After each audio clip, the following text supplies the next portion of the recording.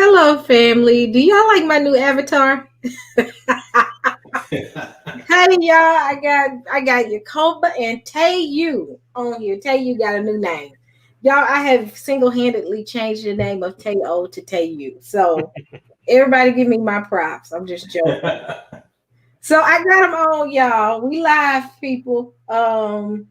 We want to kind of talk about this guy that has been harassing y'all, but then don't want to get on here and talk. He keep changing times. So y'all give us a little history of what's going on with this. Well, it's been probably, if it's the same guy, right? It's been at least 2 years. This guy goes around saying with Japheth. You sound like there's some background. Oh, I'm You in a sorry. different. Okay. It just sounds like I'm sitting in a chair or something. You know how you sit in those chairs? Okay, how's that? Great. Okay. Yeah, it's been about a year or 2 years. This guy's been going around saying with Japheth, and instead of looking at the evidence, he just spits that he's trolling. Put it that way, he's trolling. He's been trolling us for 2 years, and so we like come on the show. Let's talk about it. Let's debate it because we could have had the discussion, but I prefer to call it a debate. Bring your receipts. So that's where we are. So he pushed the time back to 9, but I don't know if he's going to show up at all. But we can continue and make our case regardless without him. Yeah, y'all can make the case. I'm ready because I'm just trying to figure out how I would have had more respect if he would have said Ham. He called us Japheth. I'm confused. I think Sister E, he calling me and Minister Teyu Japheth because our haplogroup was G2A4, which is now, I think, what is it? G2OM, Minister Teyu? Something like that? GM201, I think. Yeah, something like that. Yeah. So now that's from 23 and me, right? So I'm gonna do another test just to see if they're the same. But as we've shown in the previous show, that the thing that can cause haplogroups to be wrong, and many people have reported it being wrong many times, is the chip. Now, I think one person, I think the guy in our testimony, the same company got his wrong twice. So I don't even know if it's a chip issue as much as it's how they process the DNA. So, there's a lot of issues there. But, our argument is that, this is really bad science. So, let me find the. So while you looking, I'm gonna make a comment. So it's GM201, right, which used to be G2A4, and they have to keep changing that because they start running out of room, so they end up moving people into different groups, and so as I mentioned to the guy who's supposed to be on, right, because this was supposed to start at 8, we pushed it back to 8:30. Now he says 9. We'll see if he shows up, but the G2A4, if you look at it, right, it's a small haplogroup, and the sampling size isn't as great as some of the others. So when you look at GM201, which used to be G2A4, it says European, right? So he wants to say we're Japheth. Right now, we don't believe that haplogroups can be used that way at all. Just to let you know, we don't believe G2A, haplogroups can be used to identify a group of people, who they are, things like that. And I'm gonna let Minister Teyu talk more about that. I consider him to be more of an expert in this stuff than I am. But there are some other things that you have to do as well. Family, how we talk about, for those who follow Teotw Ministries, how we talk about how context is the key when it's biblical interpretation. Well, it's the same thing too if you're going to use haplogroups for migration patterns, right? Because really you should, according to the scientists, is really for migratory purposes, right? And not to identify a group of people. As Minister Teyu would say, that's on one chromosome. So yet the autosomal is on 22 chromosomes. So now it's sort of like if I have I don't know if this is a good example, but I'm gonna give it. Let's say I have I like to use the analysis for prophecy of a picture puzzle, right? It's like having one little part of a picture puzzle, and you making a determination on what the picture is. Whereas the autosomal is like having all of the pieces for the picture puzzle, so you can see who the person is, right? So people want to try to say, well, you're a Japheth because of that. Now, you know, I can go into some things right now, but we're gonna get into the discussion. But I'm gonna let Minister Teotw continue. But just to let you know that our position is that haplogroups is flawed in the concept anyway, because as I told this particular person, I said there's white people with E1B1A. So are you telling me now that white people with E1B1A are Israel? I mean, that's stupid, right? But anyway, Minister Teotw. Right. So not only are there white people with E1B1A, there's white people with E1B1B, and everyone says, well, E1B1B is Ham, E1B1A is Israel. Okay, but white people have it. So are we going to call them Ham and Israel? Or are we going to say now that the descendants of Ham are not black? Not only that, but they're autosomal, the white people now. The white people's autosomal points back to Europe, right? So here's the problem. If, for example, if his argument is valid and he claims that we're Japheth, then my autosomal should just reaffirm the haplogroup, right? So my haplogroup should reaffirm my autosomal. So when you look at my autosomal, as you guys did yesterday, right? It was Limba, it was Mandinka, it was Bantu, right? So my haplogroup, given his argument, right? I'm Japheth now. Given his argument, they should be reaffirmed by the haplogroup, right? That's common sense. If he can make that claim, then that haplogroup must be reaffirmed by my autosomal, and it doesn't, right? So now we met with a brother today to show him his DNA, and his DNA is E1B1A, right? And he's 80% 80% sub-Saharan African. Now, his breakdown in GEDmatch is almost identical to ours, right? Except, okay, so on the single comparison, his breaks down to Limba and then Bantu, Mandinka, Jew, Ethiopian. It's almost identical to ours. So he's E1B1A. So how is it this guy with E1B1A matches very close to our GEDmatch results if our G makes us Japheth, right? So now, yeah, go ahead. No, I'm just agreeing. Okay. Yeah. So the concept of how people use this stuff is flawed partially because the corporations use this to sell DNA kits. So they misrepresent as well. But if you look at the language of the scientists, they use hypothetical words. They say this may mean that, I propose that this is the case, or it's hypothetical. And you can watch some of our other videos on that. So let me see. I'm gonna pull up the link he sent me. I think this is the one. Let's see here.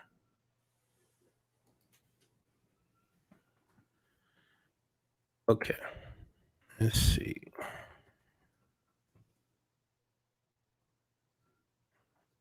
Okay. So I'm gonna pull up my screen.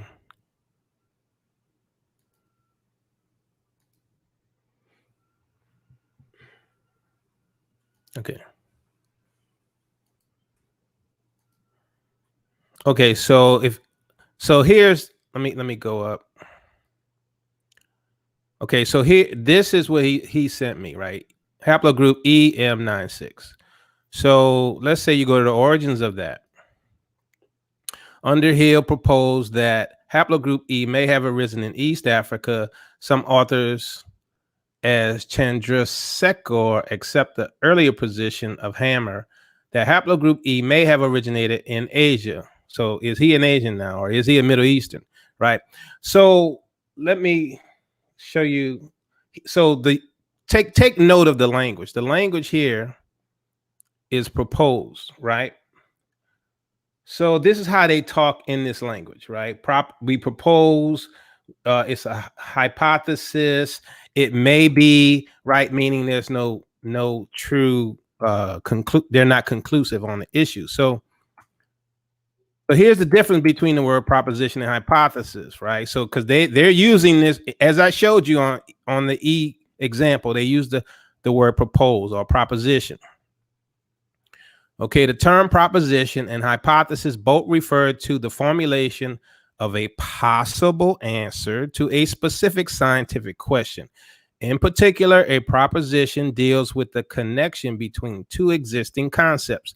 The main difference between the two is that a hypothesis must be testable and measurable, while a proposition deals with pure concepts for which no laboratory test is currently available.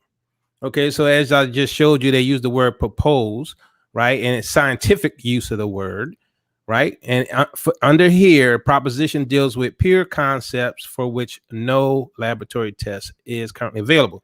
They also use the word hypothesis, which is something that a theory will be tested, right? They haven't come to the conclusion. So like here, forming a hypothesis is the initial step in developing a theory. Under the scientific method, it is an educated guess. As I said in my video, it is a guessing game. Okay, in their own language here. This is how they talk. So like I said, the first thing we have to say, well, why doesn't my haplogroup simply reaffirm my autosomal when our brother did the E1B1A and his DNA results match? So let me pull up his DNA results and I'm gonna show you, right? Most of you, I think, hopefully saw the last video. So let me pull his up. Sister E, can you enlarge that? Only way I can enlarge it if I take all of us out. No, there's that little square that makes it bigger where they don't show us on the side. You know, that last. Yeah, that's the one I'm gonna have to do. So okay. I'm gonna wait for Teotw to give me the next slide. That's funny. I said Teotw. You get it? Teotw. I'm really trying my best to find a happy place because I'm still irritated. So I'm like, oh man. So yeah, so basically the debater saying where Japheth, which because he pulled up a Wikipedia article and misinterpreted what the Wikipedia was saying, he's saying we're Japheth. So it's silliness, I know, but some people lack education. Well, yeah, it's just an education issue, right? I mean, you have to ask the right questions. I mean, you can't even assume that even the scientific community is telling you the truth, because the scientific community tell us that Egypt was white. So we have to ask the right questions. Okay, so I'm gonna go here and paste in his kit number. Okay, and so as Sister E was telling you guys before, so I'm gonna choose this one here. So you guys, if you want to load in the get match, run this one first. Okay.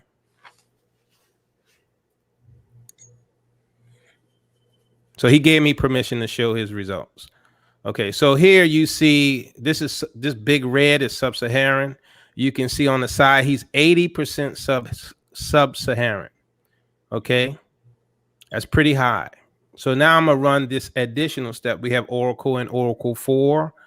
So this is how you get that additional information that Sister E was showing you yesterday.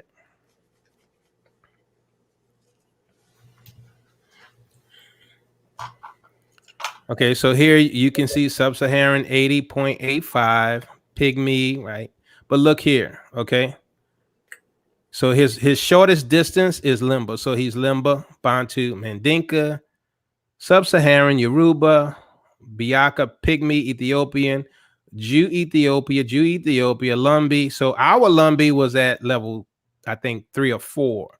His is way down at 10. So he's even closer to the African DNA results, right? Even though Lumbi is a mixture of black, white, and Indian people, right? But you see the breakdown. If you remember our layout, it was the same. Now, here's a difference, right? Primary population. His breaks down is primarily Bantu, right? Where ours was Limba. But both of us are from Africa, and the breakdown, I think my results were 75% African. His is 80%. Okay. Oops. Okay. So that's one thing. The other issue is, why are most white people R1B? He's trying to say that G is actually white people, but Minister Yacoba, do you have that link where we can show you that the early reference to G is in the Levant? The Levant is where they say Israel was. Yeah, let me do that. Okay.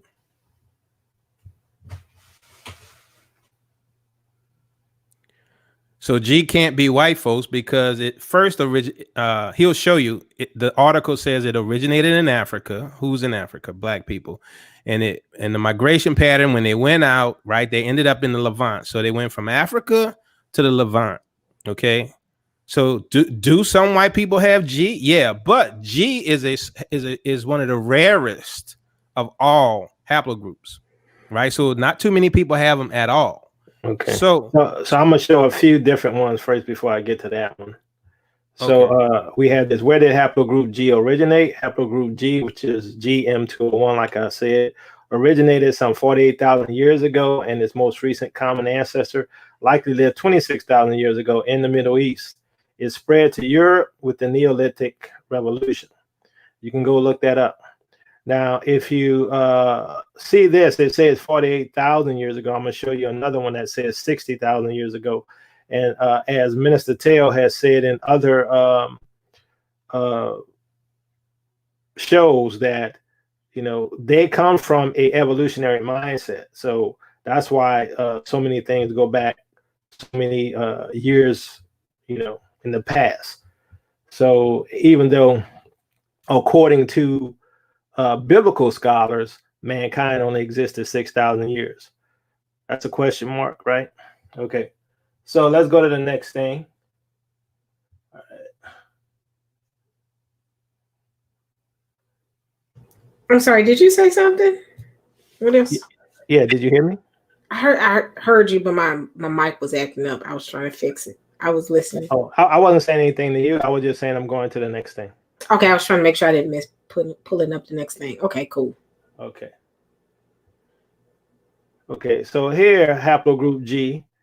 Okay, according to researchers, haplogroup G is found in the Levant and other locations. Okay, this is the Levant, Middle East area, East Africa. So what sense that make? Nowadays, haplogroup G is found all the way from the Western Europe and Northwest Africa to Central Asia, India, and East Africa, although everywhere at low frequency, generally between 1 and 10% of the population. The only exceptions are the Caucasus region, central and southern Italy, and Sardinia, where frequencies typically range from 15 to 30% of male lineages. I'm going to talk about that as well. But notice where the locations of haplogroup G is. See, I can't help it if people don't want to do their research. I can't help it if all you're going to do is run a query in Google and think you got the plan and got the answer. You know what I'm saying? Some people don't know how to research, and some people lack education. Right. So let me share this right quick. Okay. You didn't want me to continue? Oh, I'm sorry. I didn't know if you were finished, but since I'm doing, let me do this right quick and I'll release it. I just want to share you. Well, I may be stepping on your toes though. Okay, you can do it after this. This the one you want me to share. I'm gonna share. Okay, let me unshare. Okay, go ahead. Okay. Okay, well, this is not the one, but it's the next to the one. So here it says, well, I'm a bit ahead of myself. Hold on, that's the wrong one.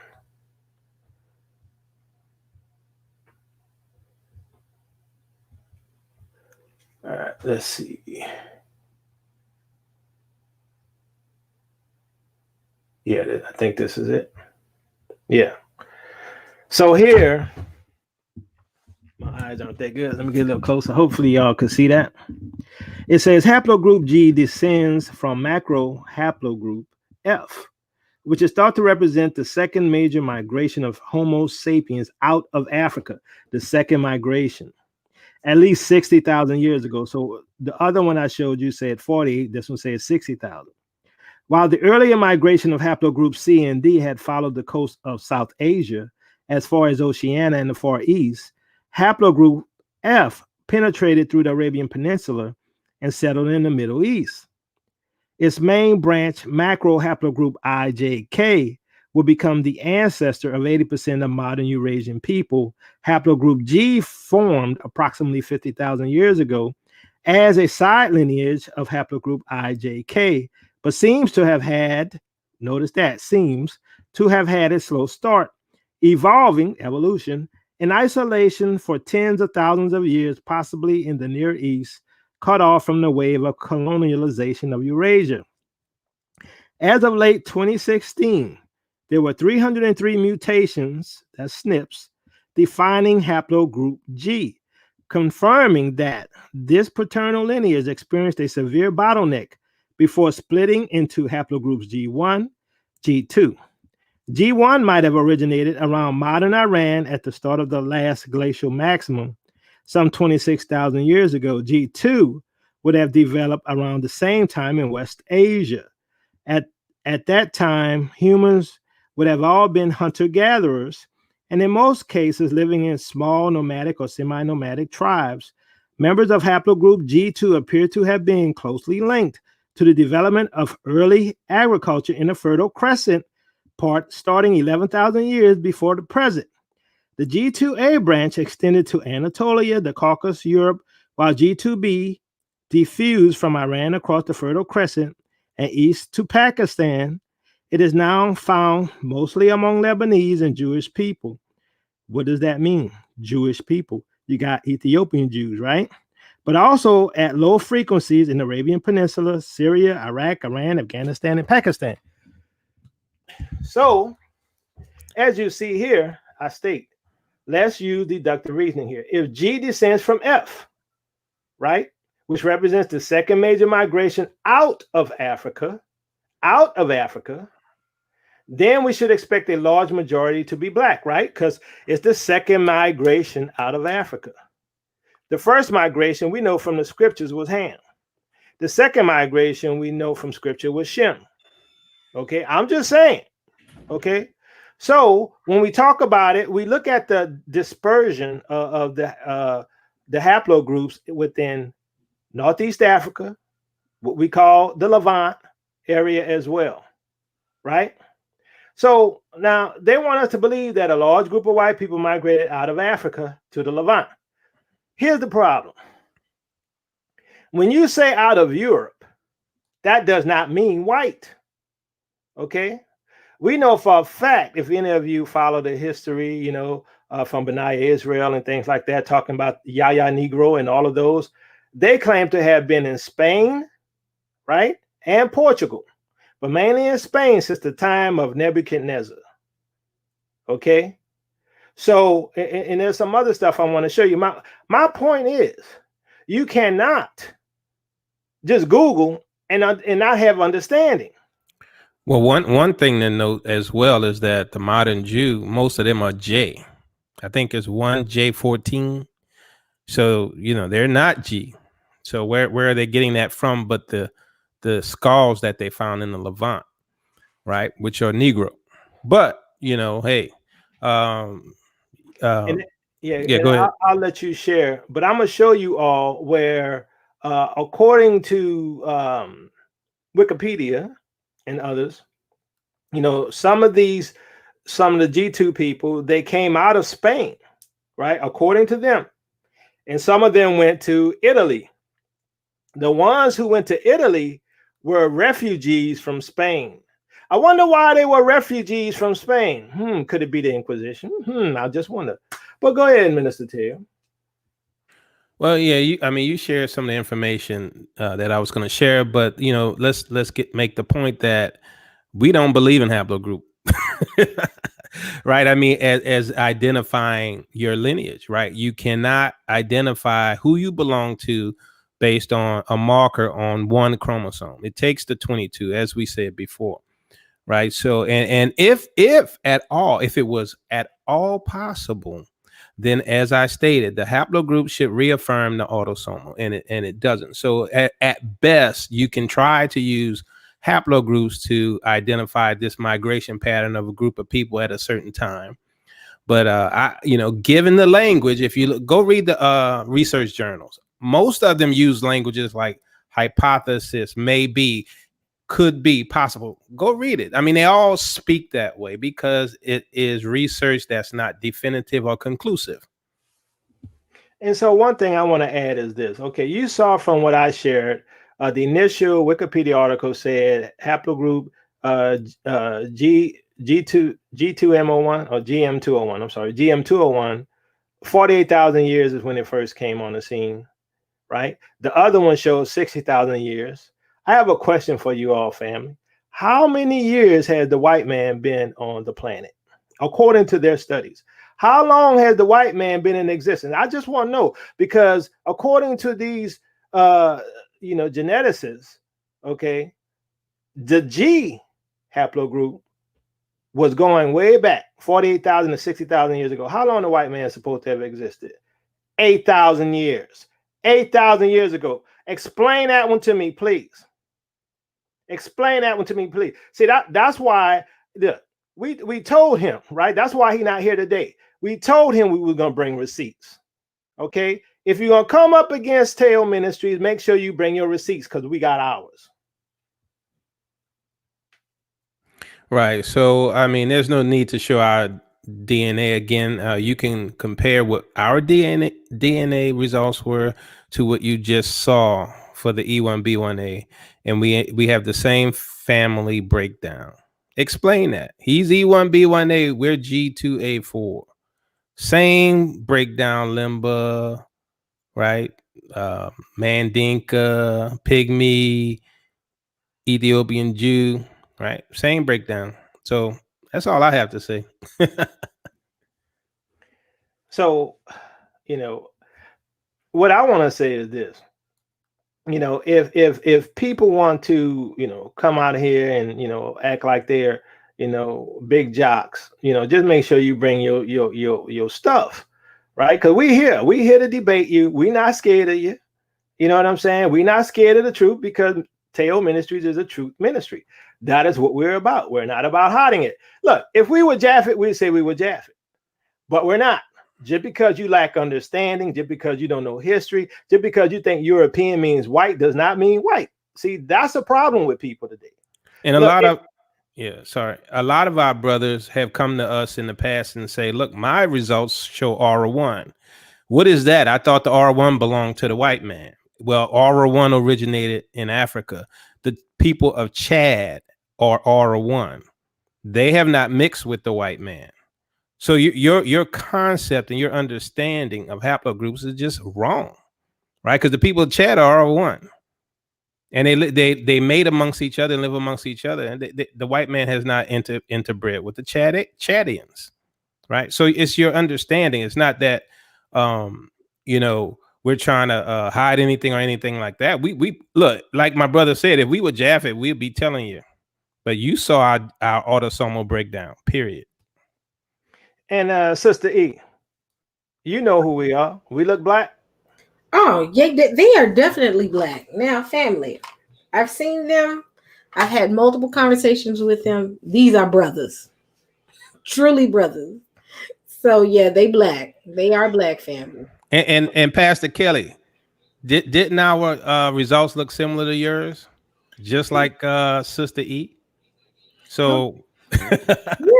Yeah. I mean, where is he? He's in here. I just got to talk to him. I'm still bothered. But Yeah, because me and you we compared our liver DNA and we closely match. Right. Me and you, yep. So So as Minister Teyu said, when you really start looking at this, we are family, right? Because our DNA is always, it appears so far, identical, right? The same mixture of, Limba, Jewish Ethiopian, all of that stuff, right? And so you have, that adds to the fact, because, some people say, well, all of y'all who here in America who came from the slave trade, all of y'all can't be Judah. Oh, no. Let's look at the DNA. All right. I think we have him here. Y'all ready? Yeah, bring him on. Bring him on. All right. Truth Lion, welcome. Welcome. Introduce yourself. Hey, sorry about that. I was muted myself. Shalom. Shalom. How are you? Good. How about y'all? I'm good. So I guess we wanted to bring you on and talk to you about. Yeah, go ahead and introduce yourself. Yeah, introduce yourself. Like, what do you mean? Like my name and everything? No, you call yourself, your line of truth. So state your case. So what is your point? What is my point? Okay. Good question. Can I show you something that I have? Yes. I want to. Yeah, we made our presentation before you got here, so you can go ahead. Okay. Yeah, sorry I was late, by the way. I had a few things to do, so I would have been here a bit sooner if I had everything done. But okay. All right, so let's get started on this. Oh no, can y'all see, by the way? So before we start, state your claim, right? What are you proving? All right, I was actually going to give my basically my grievances at the end, if that's good. No, you need to state what your case is before you start. That's how any debate is. I'm here to prove X, Y, and Z. Right, just like you did in the email. You said, here's the links to E1B1A. Here's the links to G, and this is my case. Sure. Okay, I see what you mean. Yeah, so basically, my case is that, one, we should use haplogroups. The Israelite community should use haplogroups and autosomal. I'll say both. And another point is that we should look into haplogroup E and pretty much all haplogroups. We should look at everything, because we know that the Ish people and other people use haplogroups when it comes to any type of genetics, when it comes to looking at migration patterns, people groups. And so I figure that, let's not be afraid of this and look into it, because if they're going to do it, then let's beat them at their own game and use it as well. And I'm going to, in this little presentation, it's not going to be very long, explain the benefits to using haplogroups. And okay, I'm sorry not to interrupt you, but before you argue the benefits of haplogroups, we want to understand what your argument is. Correct. So what is the ultimate argument you're trying to make? So what are you trying to show to the community? Because I think it was a couple of conversations. So let's start with the initial conversation that you brought to the attention to the brothers. Yeah, so you say we Japheth. Let's start there. All right, so that's one thing that I want to correct, or actually here, I'm going to correct a few things that y'all said. For one, I have not been stalking y'all for years, because as you can see, this video, those 3 videos y'all made is only like a year long. A year ago. Okay, for a year then. So it hasn't even, those videos are back to back. So it's like I said a few things in these videos and then that was it. Because I agree with y'all on pretty much everything else when it comes to your channel, end times, who Israel is. It's just this particular genetic stuff that I do disagree with. But everything else that y'all have, I pretty much agree with. So I haven't been like. Okay, so can you clearly state your case is that we're Japheth, and you want to prove that we're Japheth, correct? That's the second thing that I want to get to. I'm not saying that that your autosomal is Japheth, even though I guess to a certain extent some of your autosomal is European, and that's Japheth. But I'm saying that your Y chromosome, Okay, chromosome is from Japheth, and I'm going to get into that in the presentation. Okay, yeah, but what do you mean by that, right? When you state that haplogroup is Japheth, and what does that mean in the terms of genetics and identity? Yeah, that's what I was going to get into in the presentation. Okay, go ahead. All right, give me a moment. Hold on.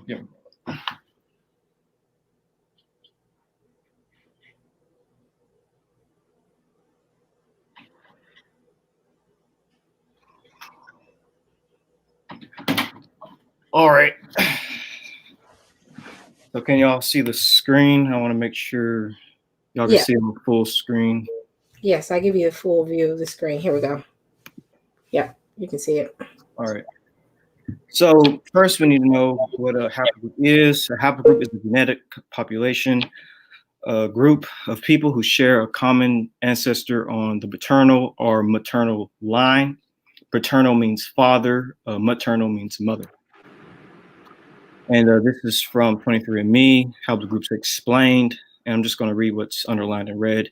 And so basically haplogroups explain, you can explain how knowing your haplogroups can place you in the human family tree and connect you to your ancestors. And here's a little example when it comes to using the daughter or the son, tracing all the way back to his father, then his grandfather, then his great-grandfather. And so this right here is from ancestryfindings.com. And I'm just going to read what's underlined in red. It says a haplogroup is an ancestral clan. Some clans are the Vikings, Native Americans, all tribes, Celts, Australian Aboriginals, and other such groups. Your haplogroup tells you where your ancestors came from deep back in time. And just to show you on the screen over here, basically, ancestral Eurasians tend to be, let's say, R1b of Western Europe. And then you have like Scandinavians and the ancestors of Germanic groups as haplogroup I1, Proto-Europeans, and things of that nature. You also have haplogroup G2, West Caucasians right there. So we'll go a little bit deeper. So basically, you can use haplogroups to trace certain clans and ethnic groups, like Indo-Europeans of the Slavic Turkic type are R1A. And then you have people like the Germanic tribes, Franks, Lombards, Vandals, Goths, Saxons, Anglo-Saxons, Germanic nations as R1B. And you can also have some haplogroup I.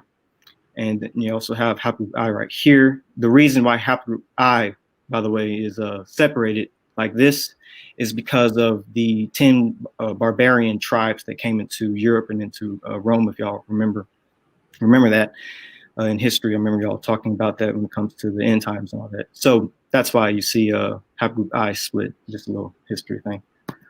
All right, so all these haplogroups belong to specific ethnic groups, which is very interesting. For instance, haplogroup Q tends to be connected to, let's say, Native Americans and Central Asians.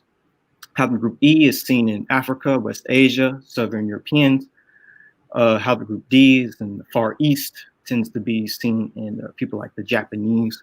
And so all these, you can look up all these letters, these haplogroup letters, and they all belong to ethnic groups. And it's all directed back to a single line of people. And here's just another map showing the ethnic groups who tend to be connected to these haplogroups.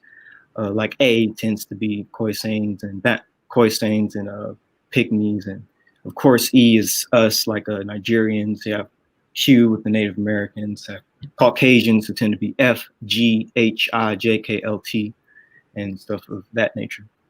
And here's a basic tree that anyone can look up when it comes to the world haplogroups. So the reason why I say we should look into haplogroups is because we have a particular haplogroup called haplogroup E-M2. E-M2 is primarily distributed in sub-Saharan Africa. It's in moderate frequencies in North Africa and the Middle East. E-M2 is specifically common in native African-speaking people such as the Niger-Congo and the Bantu people because of the Bantu expansions. Here is actually a map of the distribution of haplogroup E1B1A, seen predominantly in Western Africa as well as in East Africa, right here in Zimbabwe, where the Limba are. And haplogroup E is at 100% to like 70% in most Niger-Congo ethnic groups. Mendinke, 87% E1B1A. Bamalinke, 100% E1B1A. This is again why I say we should look into this because it's significant when it comes to looking at ethnic groups. Haplogroup G is mostly seen and found in Georgia. It's at higher levels in places of the Caucasus. And it's believed that haplogroup G was originated in Eastern Anatolia, Armenia, and Western Iran.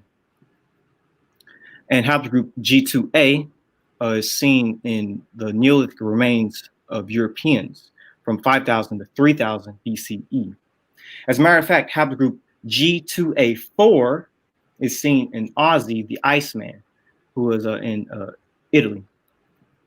So when it comes to modern frequencies of haplogroup G1, it's seen up to 71% in these Kazakhstan ethnic groups, and then 71% as well. And you see it also in Turkey, Southern Caucasus, and Iran at like various frequencies. In Southern Caucasus countries, 29% of the samples are in Abyssinia. And you also find in Georgia and Armenia, basically the Caucasus region. And in Europe, of course, it is seen in Ozzy the Iceman and his descendants who are in Western Austria at 40%. And in South Asia, it's seen at like 18 to 20%, stuff like that. So here's a map of haplogroup G1. It's seen in Kazakhstan, where it's highest, as you see in red, and in the Caucasus and in Iran. You see it's barely in Africa. It's like really not even there. So here's a map, E1B1A versus haplogroup G. So the reason why I like, and I think we should use haplogroup E1B1A is because the ancestor of haplogroup E1B1A is EP2. And this paternal clade has an ancient presence in the Middle East. That's connecting us to the Middle East, haplogroup EP2. So let's go a little bit deeper. It turns out that there was a people in the Levant called the Natufians who had haplogroup E1B1, which is the ancestor of E1B1A. Yeah, you see two different clades. You see the general E and then E1B1, which is our ancestor. And it's right there in Israel. This is why I think it's important to use. So the Natufians, if you don't know, they are believed to be the ancestors of modern Semitic-speaking populations in the Levant. This is the Natufian range. This is actually what a Natufian looks like. This is a Natufian from Jericho. And anthropologists have kind of always said that Natufians had a Negroid characteristic to their appearance.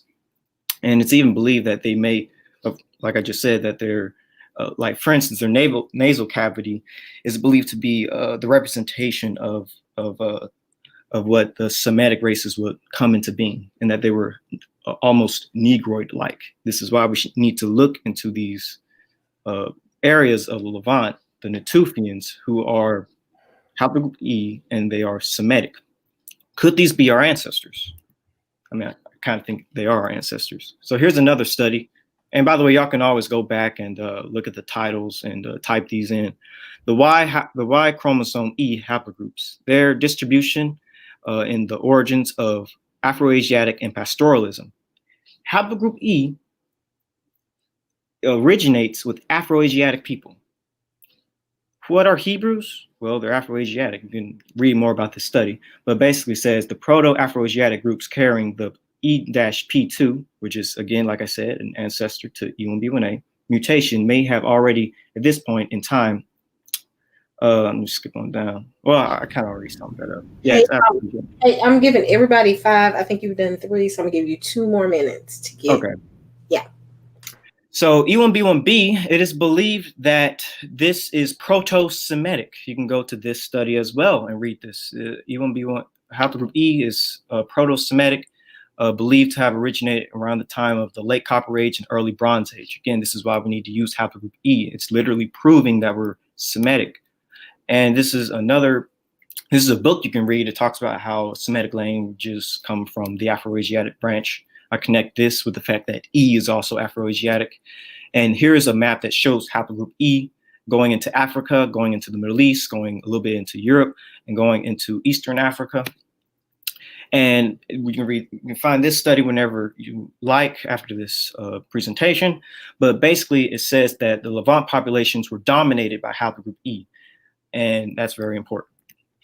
And again, this is another study that goes into it. It talks about how Y chromosome E is in the Natufians and Levantine farmers. And by the way, just to connect us to Natufians, it's believed that it is a further surprise that the Natufians of Israel, from whom the Neolithic realm was assumed to arise, has a clear link to sub-Saharan Africa. And this whole study just goes into the fact that Niger-Congo people and Natufians are in fact connected. And so with all this being said, I do think that we need to use haplogroup E to prove, we can use it to prove our Semitic heritage through the Natufians, who are believed to be the ancestors of the modern Semitic people in the Levant. And what people don't know is that a lot of these Levantine Semites went into Africa, the Israelites as an example. And also you can go to this study. This study actually talks about the Israelites, and it says that the Israelites were haplogroup E. Again, this is why I want us to use it. This study says Israelites are haplogroup E, and they're also related to the Bedouins. And Bedouins, if you don't know, also have haplogroup E. There's actually like 3 different branches when it comes to Bedouins. Well, 4, right? Also Palestinians. So yeah, there are Semitic people with a haplogroup E. And here's just another branch that just shows everything. Go on to the next one. So haplogroup E1B1B. I think you passed. Hold on 1 second. You passed 2 minutes. Go ahead and wrap it up. So, and I'm gonna allow Yakoba and Teo to make their rebuttals. Okay. I wasn't quite finished with it, but can I let them make the rebuttal and then I can finish go back and finish the presentation? Well, I think a lot of people understand the history of the haplogroup. Okay. So, are you stating that that the haplogroup, right, the chromosomal changes on the Y chromosome is enough to identify a person's lineage and heritage? Yes, I believe it is. Okay, so if it is, then hold on. If it is, then your haplogroup should match. My autosomal should reaffirm your haplogroup theory, correct? Well, actually, it depends on a few things. And I knew you was probably going to say that, but it's in the presentation of what you're talking about that I have. Well, I mean, it's good to have the discussion, right? So, I think you did, you laid your foundation of the history of haplogroups, right? So let's have the talk. So, I like to hear why my autosomal would not support your idea of a haplogroup reaffirming someone's heritage and identity. Well, before we go there, let me do something right quick, because I think it's my turn, right? Okay, yeah, go ahead. All right, so one thing we agree on is, let's see, where is it?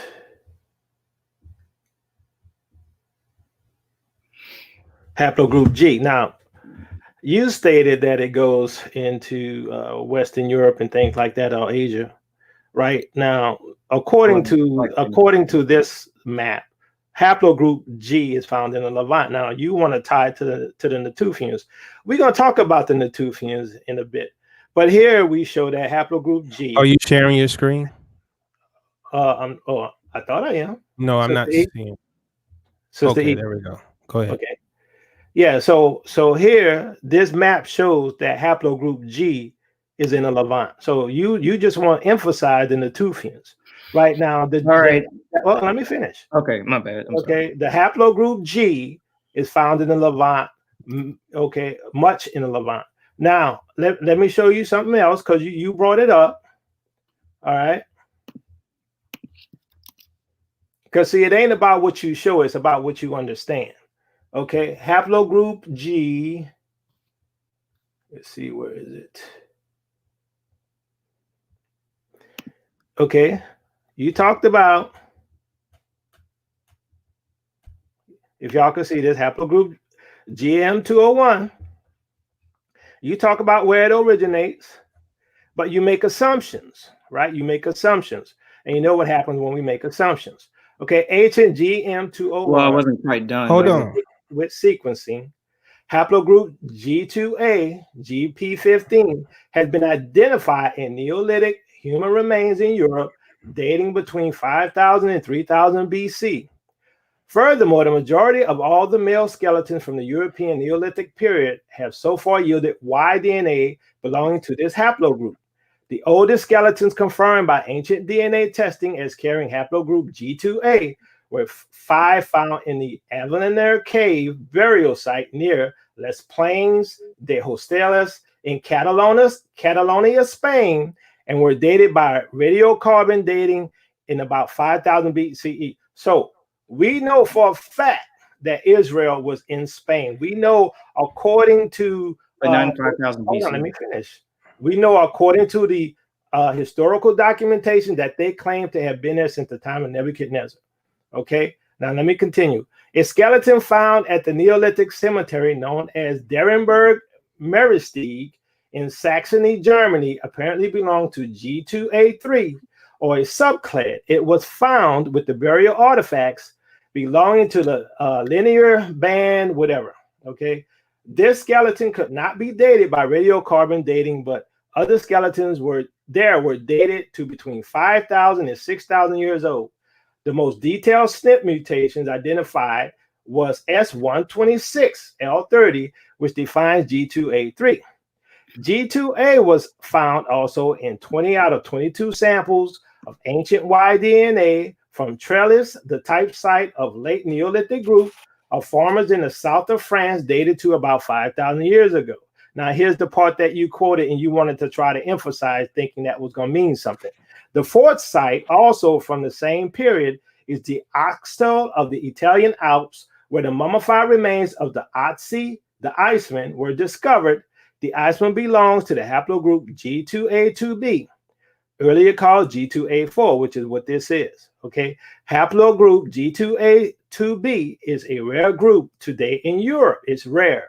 The authors of the Spanish study indicated that the Avellaneda men had rare marker values in testing of their short tandem repeat markers. Now, I'm not finished. Let me finish. Okay, I'm making a point here. Because if you know the history, you know who was in Spain and who got kicked out. Okay, let's see.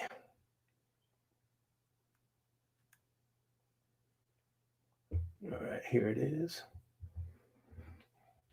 Okay, so this has to do, let you see the title. History of the Jews in Italy. We know the history about who was in Spain and why they got kicked out. If you don't know about it, go watch some of our videos. Go watch some of Benaiah Israel videos about the Jews of Spain who were black. Okay, when Jews were expelled from Spain in 1492. I don't see your screen. Sister E, can you share it? All right, you're up. I'm sorry, I was multitasking. I can see it now. We can see it.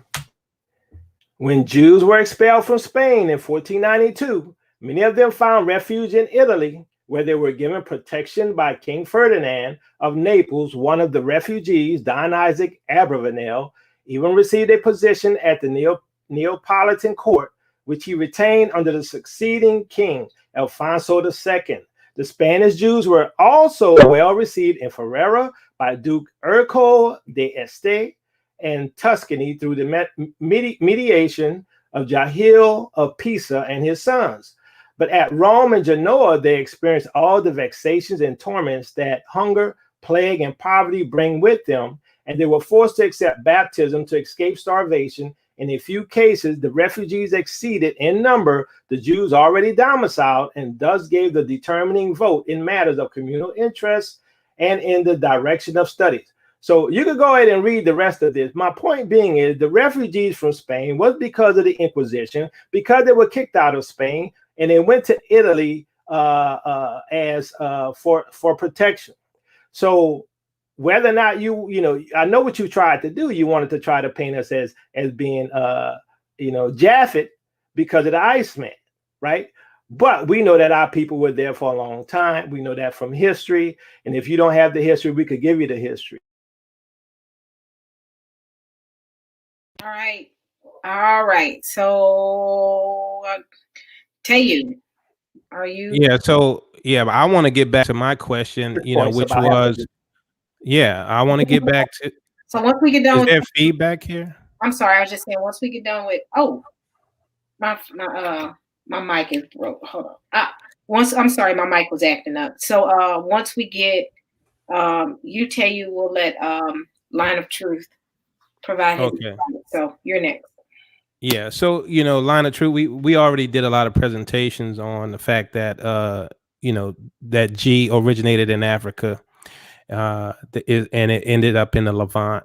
And it's also a rare haplogroup, period, right? It's less than 10% of the population. Okay, so, this is a rare haplogroup to begin with. But back to my question, which is, how can, if haplogroup ties us to our lineage and our heritage, then my autosomal should reaffirm that.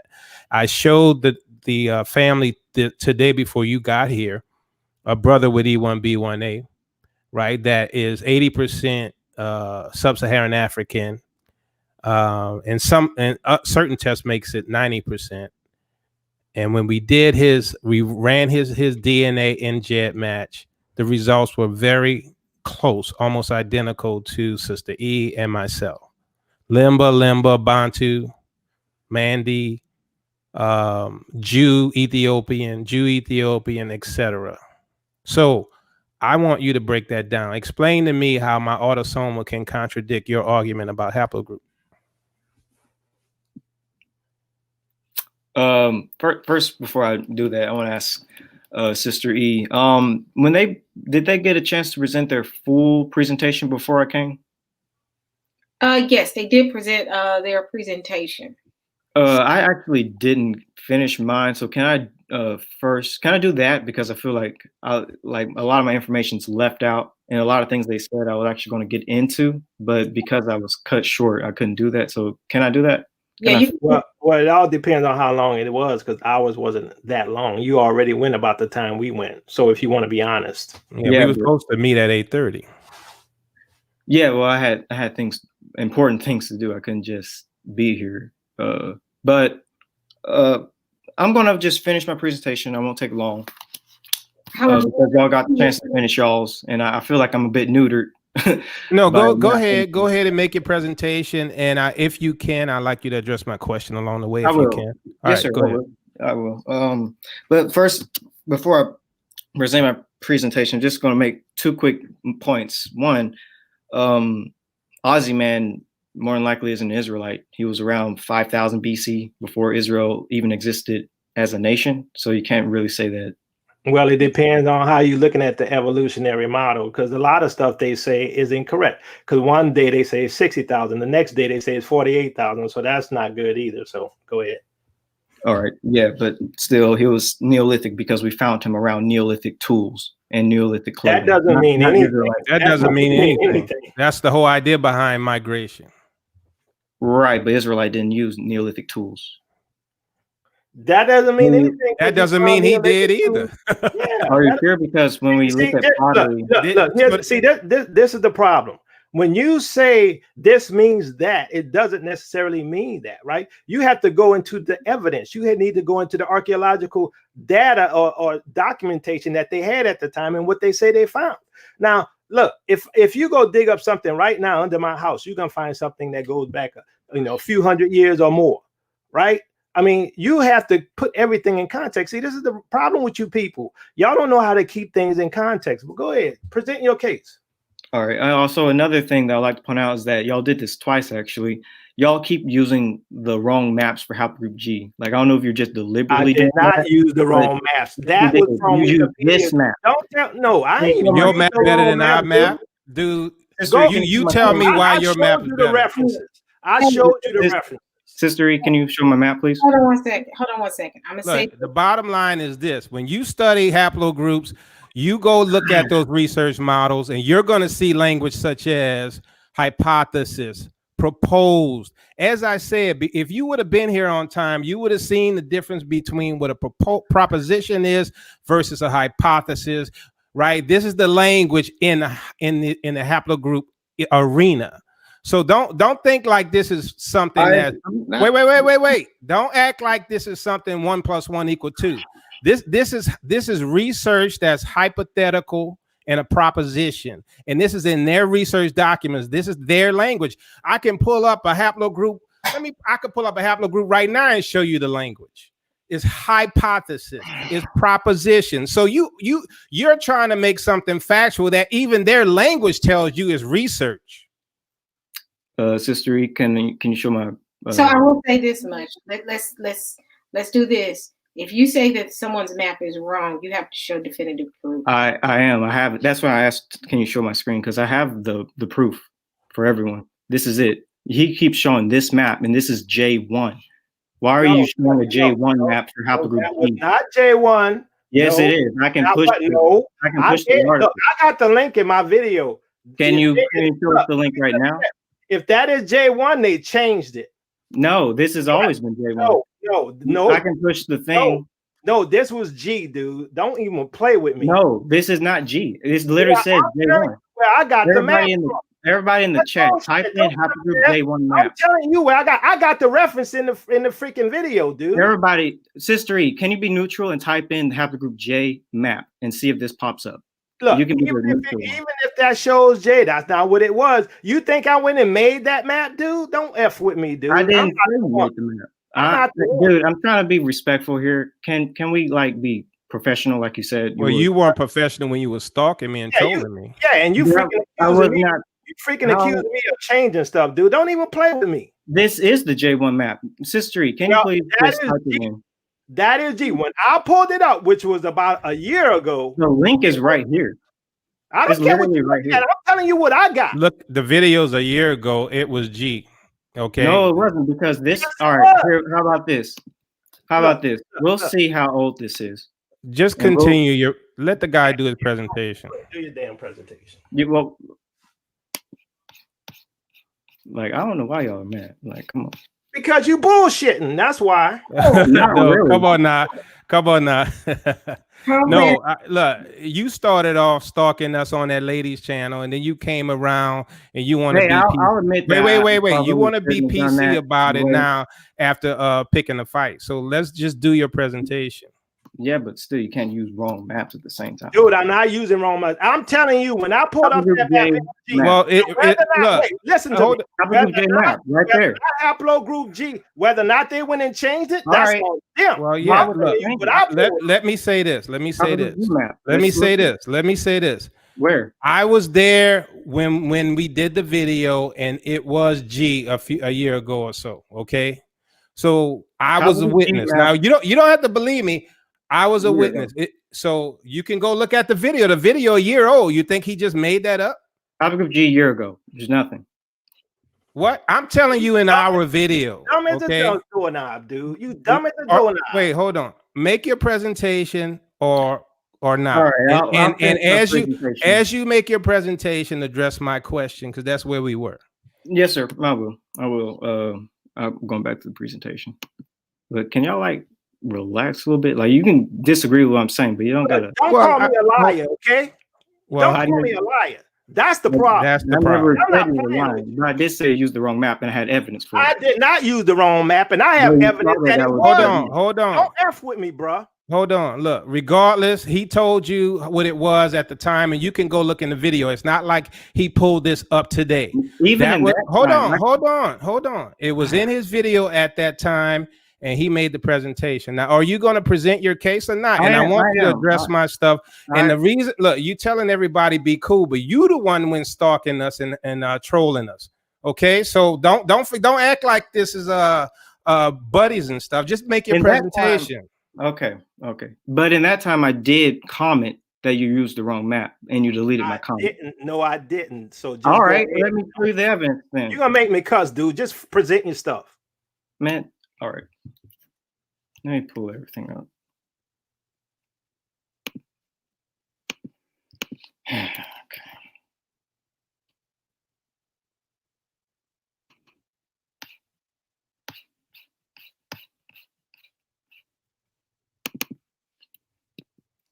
Sister E, you're going to have to let us see his presentation if it's supposed to be visible right now. Okay. I haven't pulled it up yet. I'll tell her. Okay, 1 second. Yeah, I'm waiting for him. See, while you're looking, I'm gonna say this. I'm not gonna let nobody dishonor my research, my ethics, and who I am, because I'm about truth. So when I'm dealing with people who are accusing me, you know how I am, family. You accuse me of something, Right, here. I got the link. I got all of that in my video, so I don't play that. Okay, I just want to make that clear. Can you see? Can y'all see? So this was taken in September 16, 2019. I actually did screenshot when I said y'all used the wrong map. I'm not lying. So yes, you did delete my comment. I don't remember. What am I looking at? You're looking at a screenshot that I took in 2019. 2019. I made sure I took screenshots of our conversation, of everything. We didn't even use that logo. You kept deleting my comment. Where did that logo from? We didn't even use that logo, dude. What you talking about? Yes, you did. We didn't. The video. We never used the black logo. Now I have to pull up the video. Okay, fine. Go ahead, pull up the video. But anyway, my point being is I showed you what I got from Wikipedia. I even had the link in the video. I went back to that link today and that link was gone. So I'm trying to tell you that they changed it if it's not there. If they got it associated with J, when I went there, it was G. I looked at it in that time. You can type the link in right there. So you asked for additional time to finish your presentation. Are we going to do this or what? I mean, I am, but I just had to make those quick points. Okay, so explain what I'm looking at then. What am I supposed to see? Well, he said he wants to see the black logo, so I was going to do that and then go to the presentation.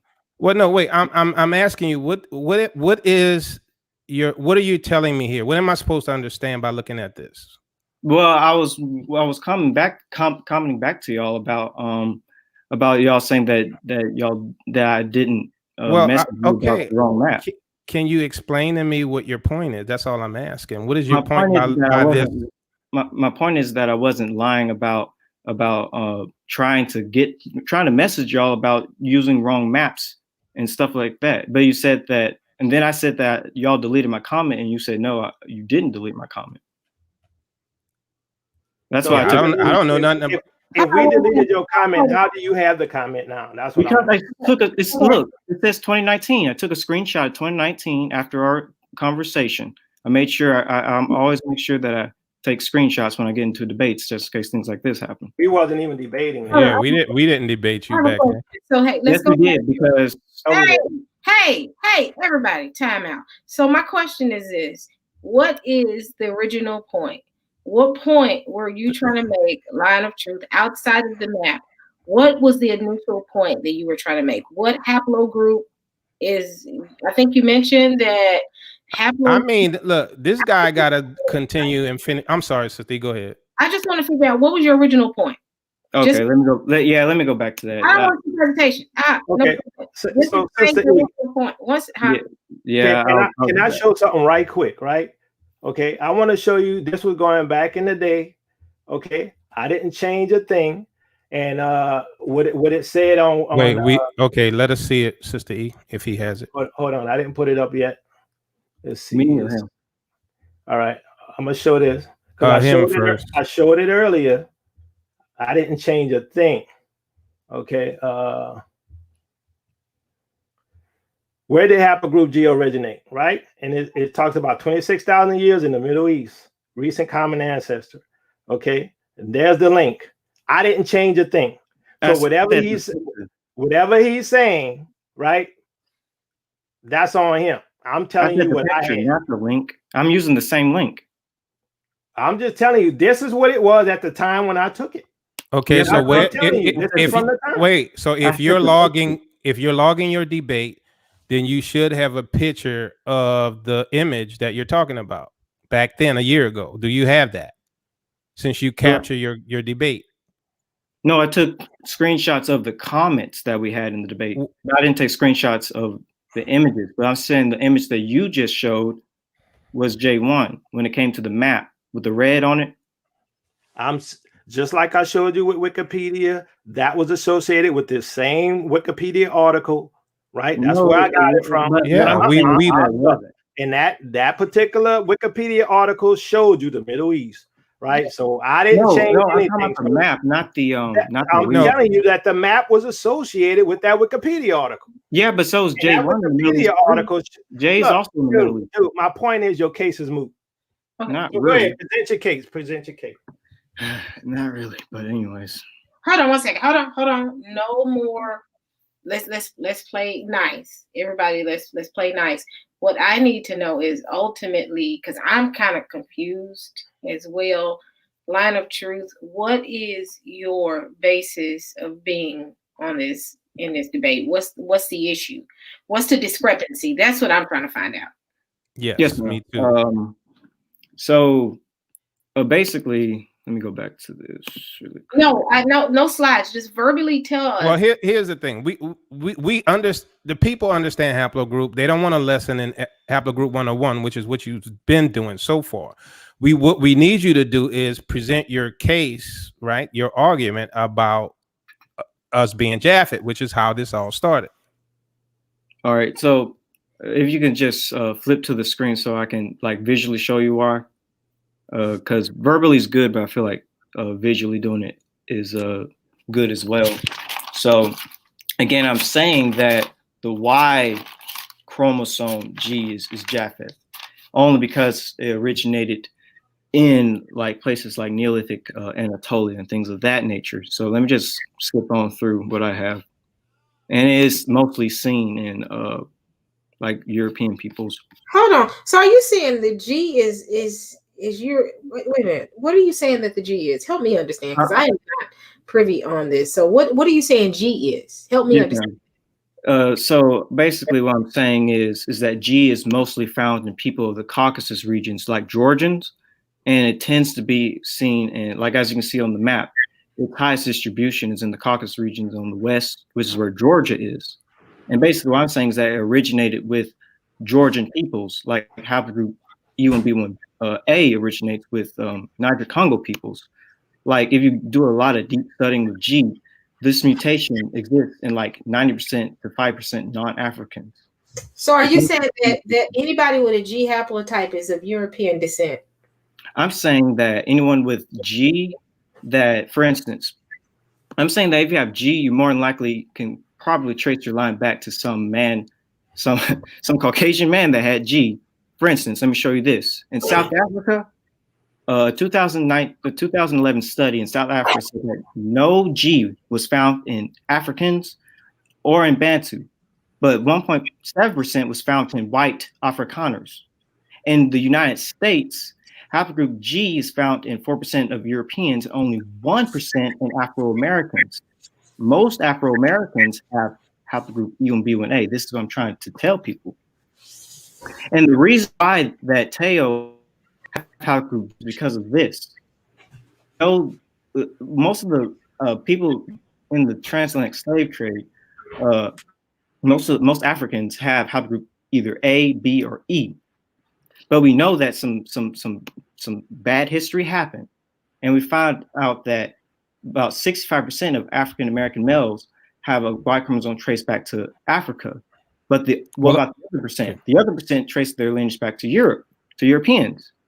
Like in this study, it talks about how a whopping 35% of all African American males descend from a white male ancestor because of slavery and rape and all that. You know, we can't say that.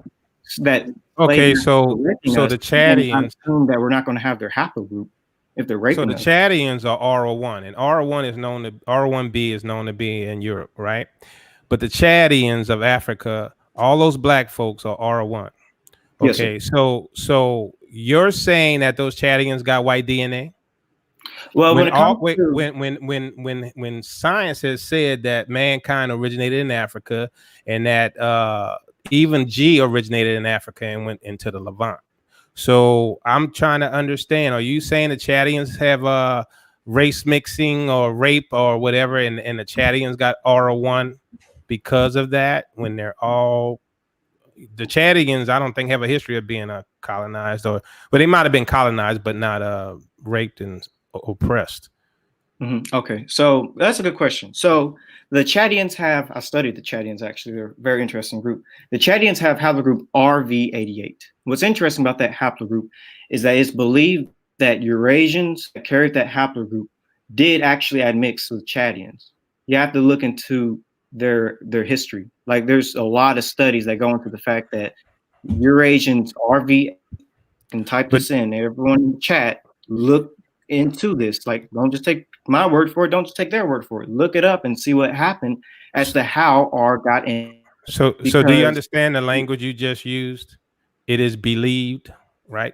That's not scientific fact, right? This is the language they use. Yeah. That's my point. This is the language they use, right? Hypothesis, maybe, possible, probability. Okay, this is the language they use in the haplogroup world. So I'm saying, are you saying this is no? So you said believe. I'm saying this is the language they use. Are you saying it's definitive? And if it's definitive, I like to see that. It is definitive. Actually, let me explain how and why y'all have the evidence. G. Yes, I have. Yes, I have evidence. So let me explain why y'all put it on the screen then. Well, let me ask. Okay, go ahead. Never mind. Go ahead. Okay, y'all have haplogroup G. All right, so you might be wondering why. So let me explain. So let's say you have a black woman. Let me make this bigger. Let's say, oh man, sorry about that.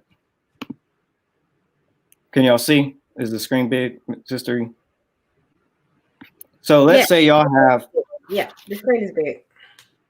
All right. So let's say you have a black woman and she sleeps with a white man. Her mitochondrial haplogroup is L. White man is G. That white man will have a mixed son who will also have G. The autosomal DNA will be both African and European. Now this mixed man gets with a black woman and the child will have 75% African and 25% European, but will still carry his father's G from his grandfather. This is how you can explain haplogroup G is in your DNA, and you still have a good amount of African DNA. Okay. Yeah, but my on the screen R, then R, then R, then R. Let me ask you a question. So according to the scientists, there's two things that can affect your haplogroup, right?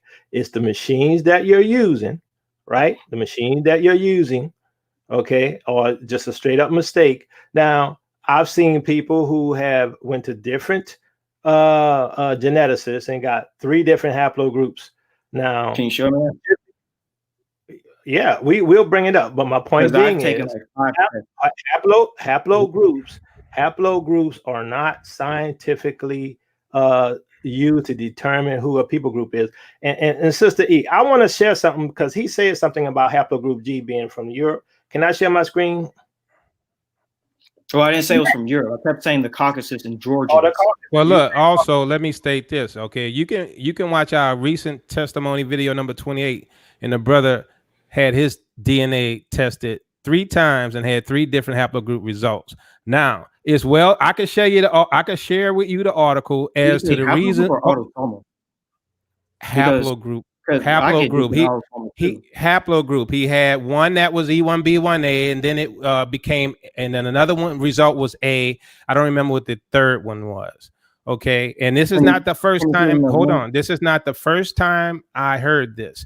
Okay, I'm sure you can find this easily, but I mean, can you just show the people and show me?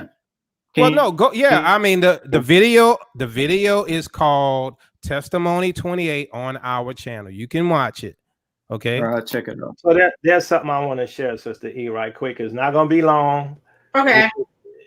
Okay, it says, and I've showed it before he came here, right? But because he was late, he didn't see it. Okay, now he says that it's over there in the Caucasus. It says here, haplogroup G descends from micro haplogroup F, which is thought to represent the second major migration of Homo sapiens where out of Africa. So it descends from F and is part of the second migration out of Africa, at least 60,000 years ago.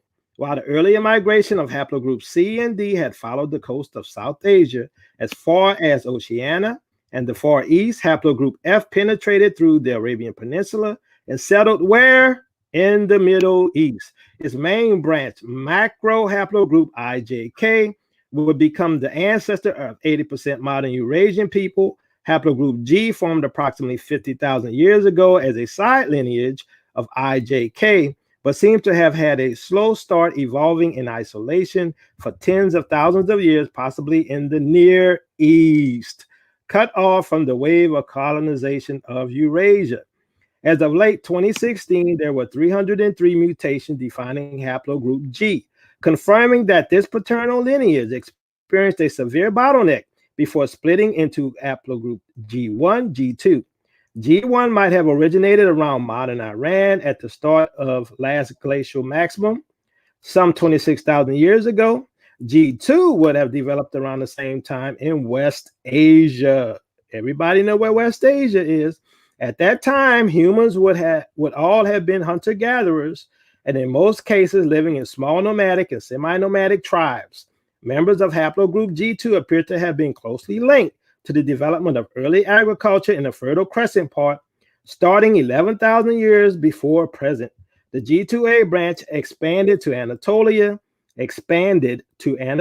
the Caucasus, and Europe, while G2B diffused from Iran across the Fertile Crescent and east to Pakistan. It is now found mostly among Lebanese and Jewish people, but also which Jewish people? But also at low frequency in the Arabian Peninsula, Syria, Iran, Iraq.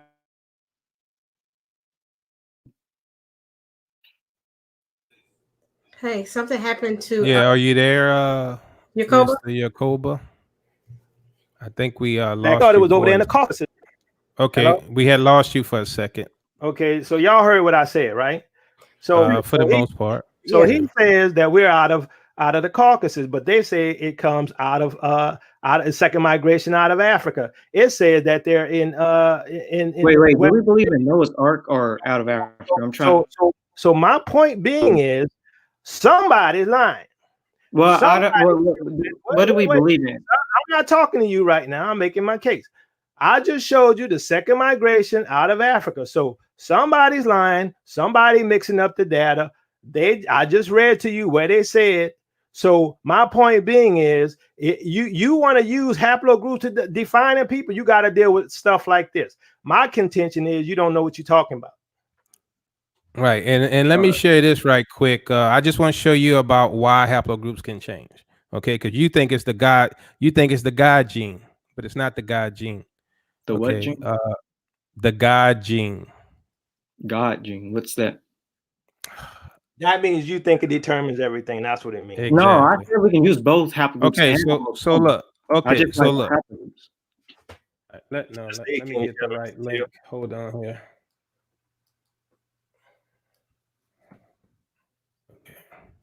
Hey, did you get it? Are you showing my screen? Yeah. Okay, yeah. So here, DNA explains genetic genealogy. Why different haplogroup results? Okay, you gotta do your homework, bro. Okay, why do vendors give me different haplogroups? Okay, he said it couldn't happen. It happens. This question often comes up when people test with different vendors and receive different haplogroup results for both Y and mitochondrial DNA. If you need a quick refresher on who carries what type, blah blah blah, you're the same person, right? So why would you receive different answers from different testing companies, and which answer is actually right? The answer is pretty straightforward. Conceptually, having to do with how vendors test and interpret your DNA data. So it can be interpreted incorrectly, right? Different companies test different pieces of your DNA depending on the type of chip the company is using for testing, the way they have programmed the chip, the version of the reference tree they are using to assign haplogroups, the level they are decided to report. So you got to get past all these 4 points before your argument has any weight at all. You got to verify these 4 points did not occur. Therefore, their haplogroups reported may vary, and some may be more exact than others. Occasionally, a vendor outside the major testers is simply wrong. So what do you mean? So the vendor doing the testing can be wrong? This guy said it's the God science. I didn't say that. Dude, you might as well have. You might as well have, because your argument is that this is valid for proving people's heritage and lineage, and we're telling you no. 22 chromosomes is the key, not one. You're arguing, hold on, you're saying this one chromosomal mutation is enough to prove who you are versus the 22 chromosomes that prove your heritage, your link, your family lineage, and your genetic relationship. And then Jed match, as I told you before, limba, Jew, Ethiopian. And it matches the E1B1A guy. Now, your argument would say that whoever's E1B1A cannot match G2A4. But if you go back and watch the beginning of this show, you will see the E1B1A, and you can see and match that to ours. All right. So, by the way, I don't disagree with autosomal DNA. I don't know why you keep thinking I do. I said we should do both. Haplogroup, look, the haplogroup contradicts the autosomal. So how can both be right? You can't have it both ways. Which has 22 chromosomes, or it's the haplogroup which you have one chromosome. Come on, bro. So we should just ignore the no. The burden of proof is on you. I can't hear both of y'all. Wait. The burden of proof is on you to prove that your haplogroup theory can support the idea that you can prove somebody's lineage through that haplogroup versus the autosomal, because the autosomal should reaffirm the haplogroup or vice versa, and it doesn't. You're responsible for making that case. You have not made that case. Wait, can you repeat that again so I can make sure I make it? You're responsible to prove that the haplogroup can reaffirm what we see in autosomal, because you're saying that we know who people are by their haplogroup. And that's not the case, because I already showed before you got here that the E1B1A guys' results are almost identical or very close to mine and Sister Eve's. So your burden of proof is on you to prove how haplogroup can contradict autosomal and still be proven who the lineage of the person is. Okay, I'll explain that then. So, three, can you share my screen, please?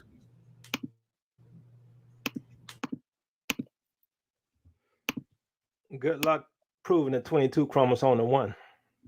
I said we can use both. I'm not doubting y'all on autosomal. I mean, geez, come on. I said use both. No, bro, you can't dodge it. Autosomal. Look, hold on. Autosomal and haplogroup. You're making the case how important haplogroup is to identify a group of people. We're showing you that we got people who got different haplogroups and got the same genetic autosomal match. I need you to explain that, man. I'm sorry. All right, we all need you to explain that, and we don't want a history lesson on genetic 101. We need evidence. In order to build, you have to. No. This is science. You don't have to build nothing. I want the hard facts. Show me show me the chromosomes and the alleles and the subtypes, and show me how that works. All right. Okay. Jeez. All right. So you want to know why I think that's important. All right. So tell me this.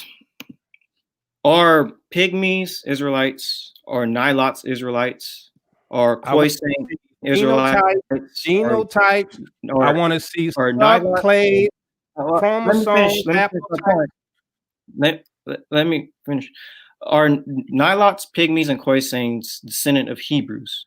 Now, we can actually distinguish all these groups, but the question is, how would a Pygmy in the Congo DNA be, or a Nilot in East Africa, or a Khoisan in Tanzania?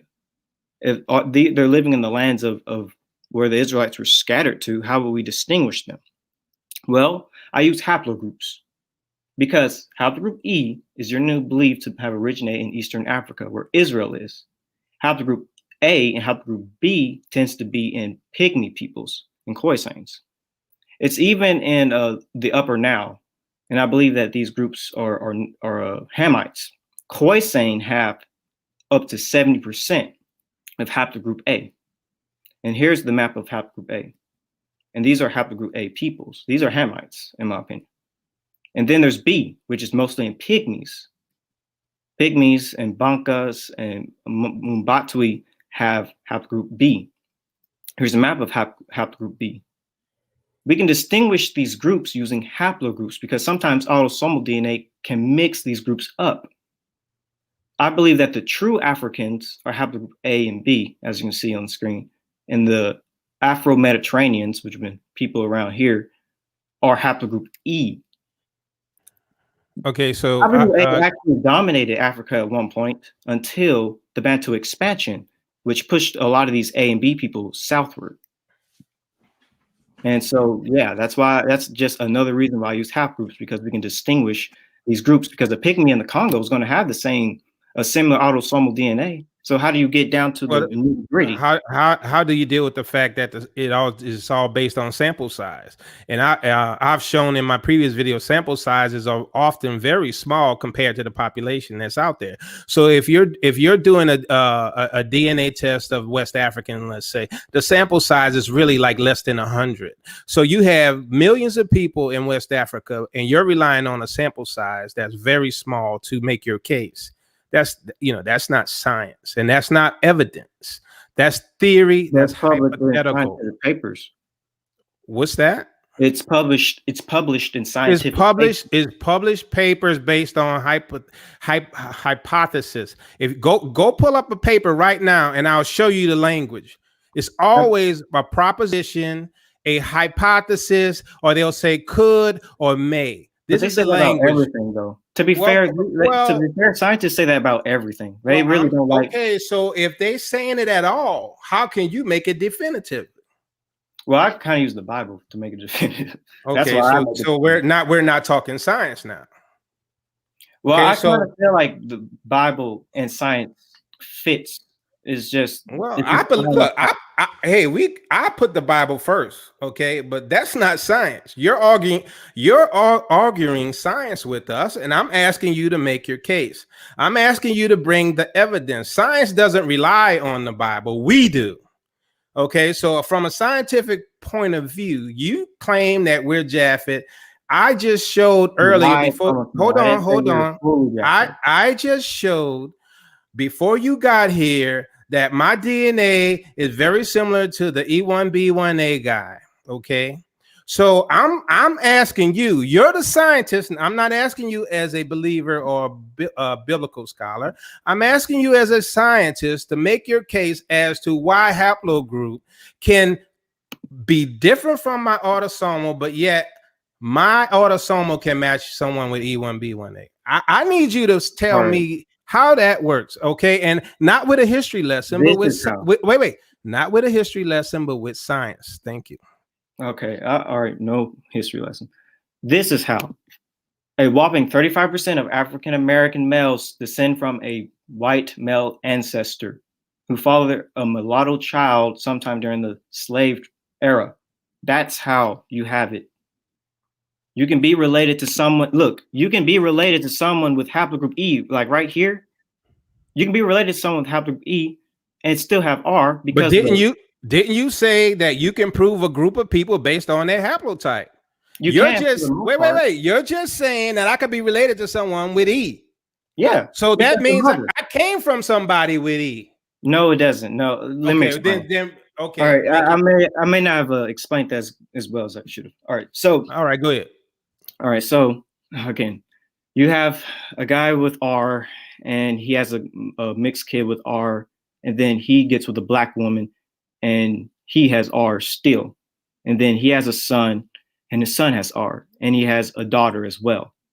This daughter has L, mitochondrial L. She can go off and marry a man with E, and then the kid will have E. But her brother who has R is still going to be carrying R. So that's how you can have two different haplogroups. So I cannot inherit my mother's haplogroup. Yeah, you have Afrikaners with E1B1A. So now you're gonna say they Right, Israel? show me that? It's in my video, dude. Go look at it. You didn't show an example though. I looked at that video. I pointed that out in the comment section. You didn't show an example of Afrikaner. All right, let me see if I can pull it up, but you do have it.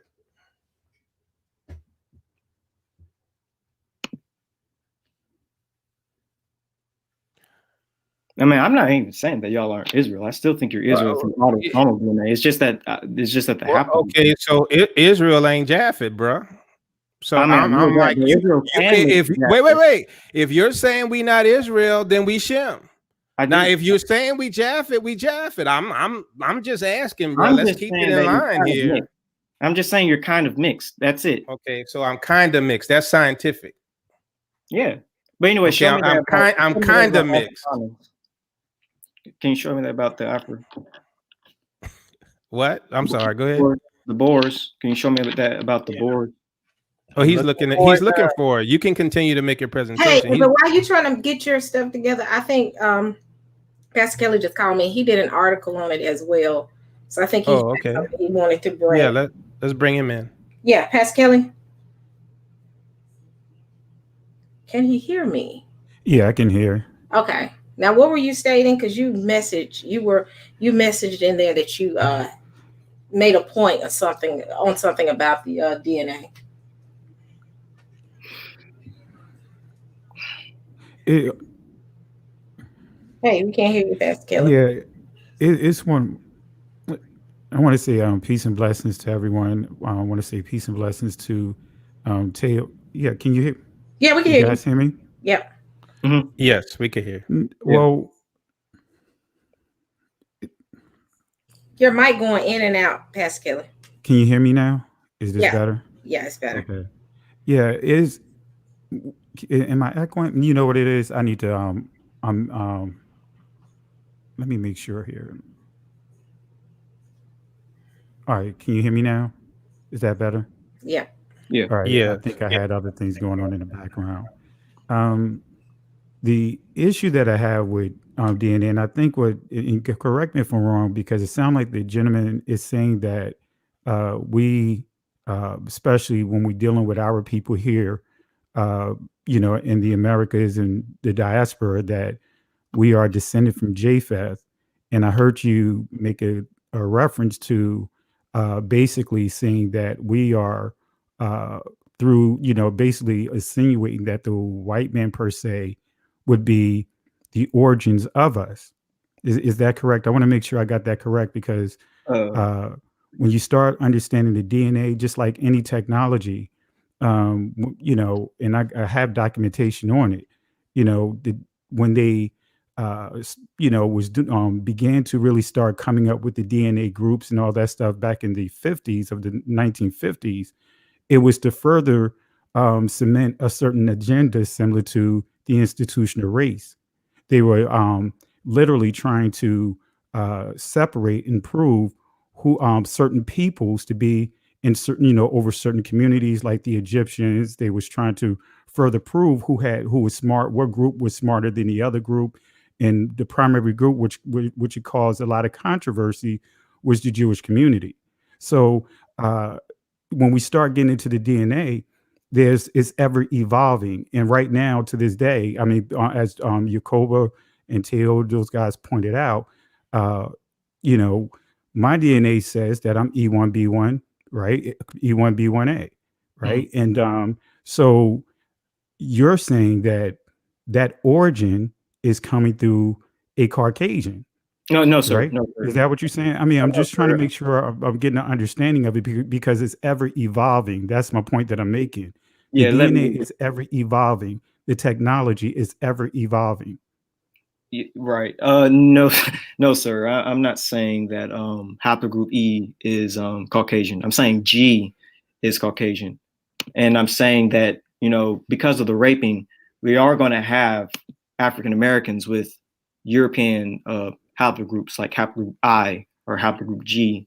And, studies do show that 35%, which isn't a lot, but, 35% of African American men will be able to trace their lines back to Europeans. Now, as for E, I'm not saying that's Caucasian, Mr. Pastor Kelly. Which one did you say haplogroup? Which haplogroup you saying is? I say that haplogroup E is Semitic. As you can see, you can look up this study, haplogroup E1B1B from Wikipedia. It says haplogroup E is Proto-Semitic. Like, that throws an entire stone at the Ish people. I don't want to say their names because I don't want to get this channel in trouble, like Nick Cannon. But the Ish people, this will destroy their whole argument of being Israel, because E is actually Semitic, as we can see. Haplogroup E is Semitic, not J. But I showed you the article that shows that G comes straight out of the second migration out of Africa. So what do you do with that study? So the thing I'll have to ask about that is, do you believe in out of Africa or Noah's Ark, or are we just going to kind of like? No. We talk. You got to stay with the science, man. You go back and forth between history and science, and you can use history, but you got to support your history with facts. I believe all these haplogroups originated with the 70 sons and grandsons of Noah. I've actually did my best to map out a lot of the haplogroups and who they could belong to. I look at science in two ways: one from a biblical perspective, and then two from, of course, an evolutionary perspective. And I believe that you can trace each one of these lines back to the 70s. But do you understand? You're using the same language that I mentioned that the researchers use. You're saying could, may, propose. Yeah. So I'm just showing you that you're using that language because that's what you're reading. Okay, but this is how they use the language, and right, you're not sure, and so here's the problem. Right? We can show that 22 chromosomes can tie you to your father, and you can pay child support, right? But at the same time, you're telling us that this one mutation on this one chromosome can identify people's lineage, and I'm saying that is bad science and not really provable, because you will see that the haplogroup researchers will continue to say hypothesis. All right, I keep saying this. I want to use both haplogroups and autosome, not one over the other. I feel like we're neutering ourselves if we only look at one thing. Like, let's say like two Israelites get into an argument, say we should use language to prove. No, but my point is, and it's like, why don't we use both language and Deuteronomy 28 to prove who we are, not just one over the other? Well, because my point is only 22 chromosomes going to make you pay child support, right? Not that one mutation on that one chromosome. It's not going to make you pay child support, if that's a simple example. I mean, I don't know why we're talking about child support. Okay, bro. Well, okay. Just a quick question, right? Because, you're referring to the E and J right now. This is Khazaria.com, right? And we already know that when we start dealing with the Middle East, there was no Middle East at one time. That's a construct that was created in the turn of the 20th century. But when we look at here, and this is coming from Khazaria.com, right here says E and J haplogroup have Middle East origins, right? So I'm just trying to understand here, because I also can pull up references where it also refers to that E being associated also with the Egyptians, all within that area, that area of Africa, not just Middle East, but also the other portions of Africa as well, far as to Northern Africa. So I'm just trying to understand where are, what are you trying to, what is your angle? What is your stance? Because this is Khazaria.com. I got other references. E and J haplogroups have Middle East origin. Yes, sir. So you're saying that Middle East origin with the E, you're saying that's Caucasian? I'm just trying to understand. No, I thought all right. I'm probably rushing a little too fast. I speak kind of fast. So can you share my screen, Sister E? So I don't think haplogroup E is Caucasian or Caucasoid or European or anything. of that nature. Actually, here's a Natufian. The Natufians were a people that lived in the ancient Levant, and they had haplogroup E. These people, let me show you a better picture. These people were Negroid, and they lived in the Levant region. They had haplogroup E, as you can see, the ancestor of E1, B1A. I believe our ancestors come from these ancient Near Easterners, these ancient Natufians. I advise you, Pastor Kelly, to look into the Natufians, because they were actually a Semitic group with haplogroup E, with our haplogroup. And they were not Caucasian. I'm not saying that. They were Negroid. It says right here that they had like a Negroid characteristic on their nose, and that this was passed on to the Semitic races.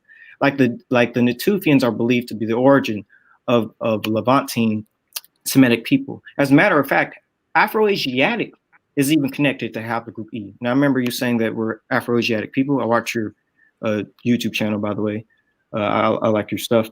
And Afroasiatic is connected to haplogroup E. That's why I said we should utilize haplogroup E, because it can really prove who we are. Like, it can completely destroy the Ish people's argument of being Israel, because we can use haplogroup E to prove, 1, we're Semitic, 2, we're connected to Afroasiatic, 3, we're connected to Natufians who lived in the Levant, same region as Israel, and they were Negroid.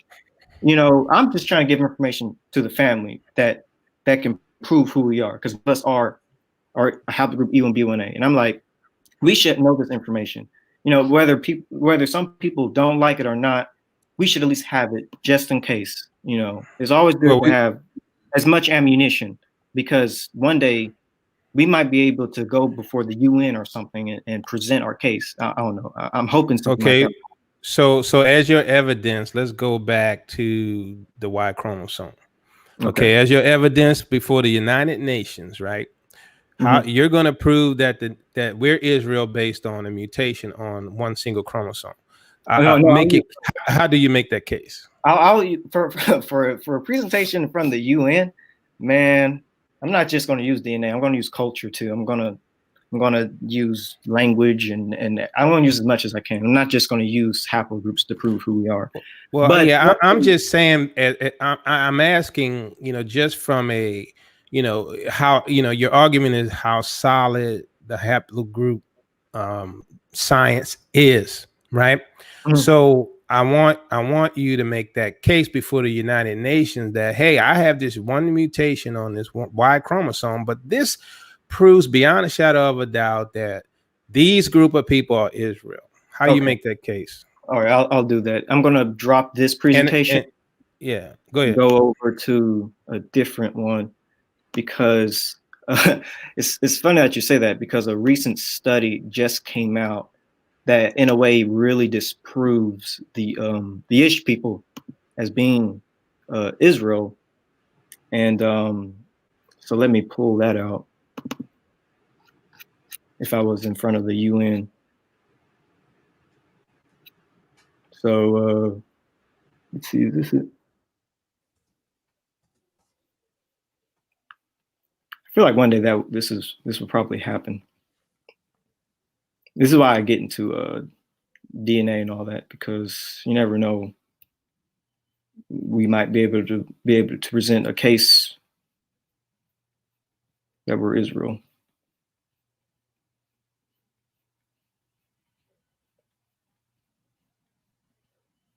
I'm pulling it up, by the way. I'm just have to find it. Takes a minute. Okay. By the way, I do believe all y'all are Israel. I'm not, if y'all, like, some people in the comments think I'm white or something. I'm not.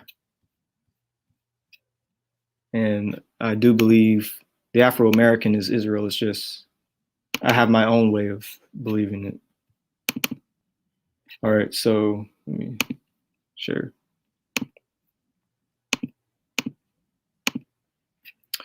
So how will I prove that we're Israel, and disprove the Ish people?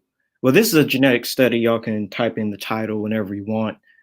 And what's great about this study is it says that haplogroup J entered the Levant around the time of the Bronze Age. What's interesting about this, I'm going to go down here. It says, in regard to the timing of these events, archaeology points to a cultural affinities with the Kura-Axis, Caucasus, and the Southern Levant. Archaeological cultures in the first half of the 3rd millennium BC, and contextual evidence documents a number of non-Semitic Hurons from the northeast of the ancient Near East. Personal names in the 2nd millennium BCE, for example, in the Armana archive of the 14th century BC. We therefore reason that the Bronze Age Zagros component might have arrived into the southern Levant from the Caucasus. So these haplogroup J people that came into the Levant are non-Semitic Hurons. The Ish people descends from folks from the Zagros region. That's how I'll disprove them being Israel. That's just one way. They're not Semitic, but they did adopt Semitic culture and customs, and that's why the Ish people do practice their form of Judaism. But this is the one study that I'll use to disprove them. They're folks from Huron descent. So let me ask you a question that you asked me. And this is using haplogroups. Do you believe in the out of Africa theory? So I break up history into two points. For those that I speak with that believe in the old earth, which is the idea that God used evolution to create everything, I look into that view, and also look into the typical 6-day creation, rested on the 7th, and then the earth being about 6,000 years old. So I look at both. I look at both young earth and old earth. Young earth, like, Kent Ham, Kent Hovind. I'm assuming y'all know Kent Hovind and Ken Ham. Yep. They're creationist scientists. Yeah, we know. Yeah, so I take those two routes just in case, because I know people like Divine Prospect, he believes in more of an old earth. And so when I talk to him, we try to build and see how things work from an old earth perspective. And then I might give him information on the young. So that's a no, you don't believe in the out of Africa theory then? Yeah, I was wrestling with that. I was like, so if everybody left out of Africa, it's like, well, would the ark had to have rested in Africa? But then it's like, well, what if it was like a regional flood, which is a second theory that people have? And it's like, well, that regional flood was supposed to have been in Mesopotamia. So it's like, well, it's hard to. Because I believe that Africa is Eden. Well, I believe. Yes. Yeah, and so that's where man originated, right? Even science says that. And so then we have logic, right? Now, if we ask ourselves, I believe it was if you believe in the story of the ark, right? Noah's ark, and it landed on Mount Ararat, which I don't believe to be in Turkey.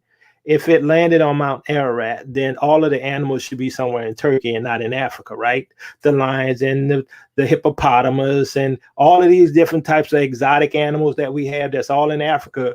You would think then that more than likely the ark landed in Africa, right? I mean, just from a logical point of view, right? Because that's what animals are, right? A lot of animals. Because think about it. The majority of the animals are in Africa. Yeah, everybody acknowledges that, right? Yeah, majority of the animals in diverse species and habitats, right? So Turkey never had the habitat, this diverse habitat for all these different animals, but Africa does. Okay, so that tells you and confirms that Africa is the place for the beginning of man. So that goes back to where I was showing you about the article that talked about G2A4 coming out of Africa for the second migration. See, here's the problem. You got to understand, with a white supremacist white system, everything is white. You see what I'm saying? Everything is white. Egypt is white. Okay, so you can't just hold by that, right? You got to look at the evidence and look at the information and compare it to what you know. And see, that's the problem I have. You just going with what you see in articles and not analyzing what you see. Right. So let me share something right quick. I just want to show you something in response to your statement about the United Nations. Okay. Can I respond to that really quick? Okay, when it go comes ahead. to a lot of the animals and stuff, you actually find like all the animals in the Bible in the Middle East. Like there is Middle Eastern lions and Middle Eastern, like all those animals that are mentioned They are there. I'm talking about a diverse That population of video that you animals. made about Israel. Well, we're being talking about 2 by 2, right? Yeah, we're talking about a diverse population of animals. They're all in Africa, right? In the right habitats. You don't have the correct habitats for all the birds and all the different animals, but you in those other places, but you do in Africa. Okay, that's facts. So look, animals we're not dealing with science anymore. We're talking about Bible, but so Yeah. let me just do this right quick. Okay. Yeah. But interestingly enough. Okay, so I just want to share this animals- conversation, right? So, you know, this guy said, if my paternal haplogroup is EV13, does that make me black? What is the best way? So you got people arguing against you in their own Are you showing something? Because I'm not seeing it. Well, Sister E hasn't shown it, then I guess. Sister E, can you show it? Can you see it? Yeah. Yes, I can see it. Okay, so here's the conversation. Sorry, They're doing. I was talking. My mic went out. I was trying to share it. I apologize.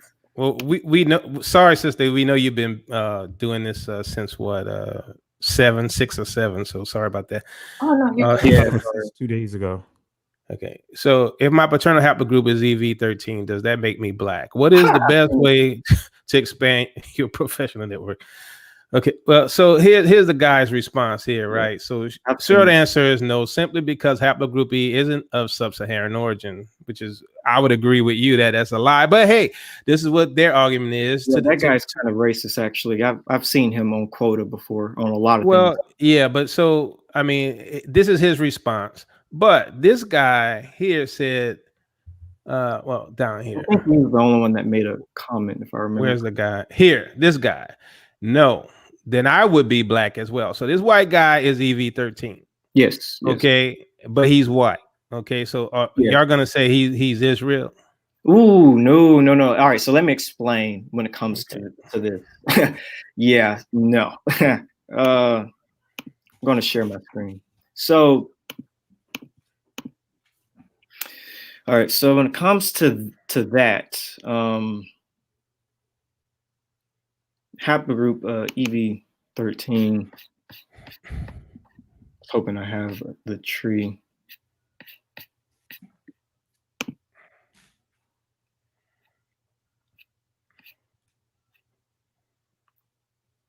Maybe talking Esau. Probably don't have it under Esau.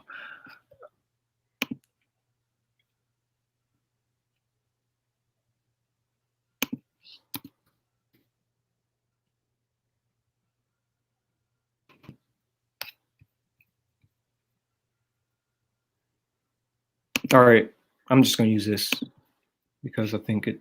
Right here. So when it comes to haplogroups, there are actually various subclades. Like for instance, this one EM21 is seen in like Yemen and Ethiopia, and EV13 is seen in Europe. EV13 is actually specifically seen in Greco-Roman people, which is interesting. You can also see a map right here, if it loads, showing haplogroup EV13. You see all the haplogroups splitting in the Levant, which is interesting. All these haplogroups splitting.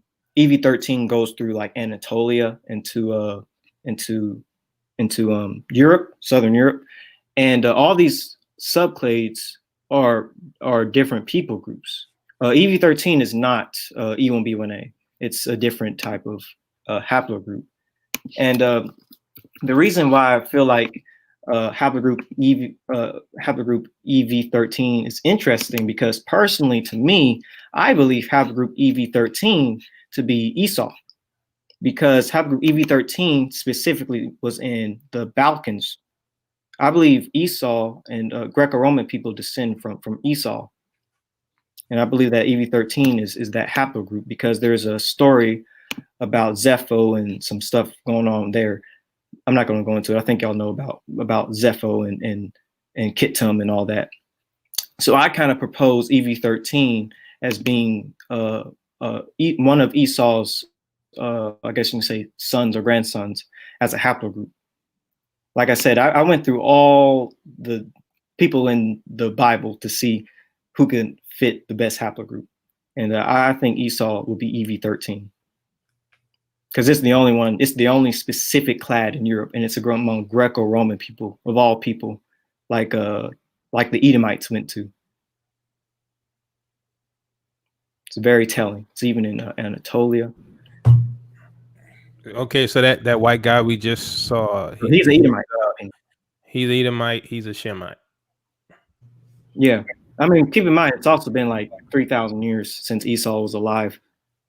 If we have the dates right, Earth probably being about 6,000 years old. Okay, so this is very interesting. I know that everybody's enjoying this. Sister E been going since 7 o'clock. So I want to get everybody to make their closing statements, and we can, circle back around and have this conversation at another time. So let's proceed with the closing statements. Can I give mine first, since I wasn't hardly here, so I really don't have Yeah, one. go ahead. So I kind of came in on the tail end, but I have to go back and listen to the video, because I came in kind of like at the end and really was kind of lost at what was the actual argument. But appreciate you guys, and I'll sit back and listen to you guys. But I'm going to jump off and go and listen to the YouTube from that angle. So, but appreciate you guys. Have a blessed night. Love you guys. Shalom. Shalom. All right, so I guess I'll close. So one thing since I'm closing, right? Hold on one second. Keep losing my. All right. So we got to use reasoning with what we believe, and not how we feel. As Minister Teotw said, we have to if you're going to do science, you stick with science. If you're going to do Bible, you stick with Bible. Usually for me, I use both, right? Because Teotw is a ministry, and so one of the things that hold on, that's not what I wanted. Let's see.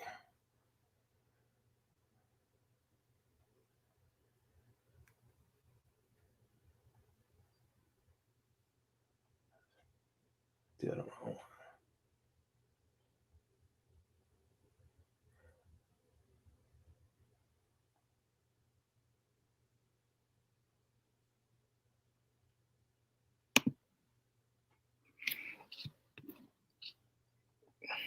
I was just looking at this thing. I'm sorry. Hold on. Let me take this off real quick. All right. Hold on. Okay. It wasn't showing up for some reason. Okay. Okay, there we go. So, this was a discussion ahead. Okay, white people didn't exist as a category until around the 16th and 17th century. It simply didn't occur to anyone to distinguish white people from other kinds of people. People with very pale skin first appeared about 8,000 years ago, probably in Northern Europe.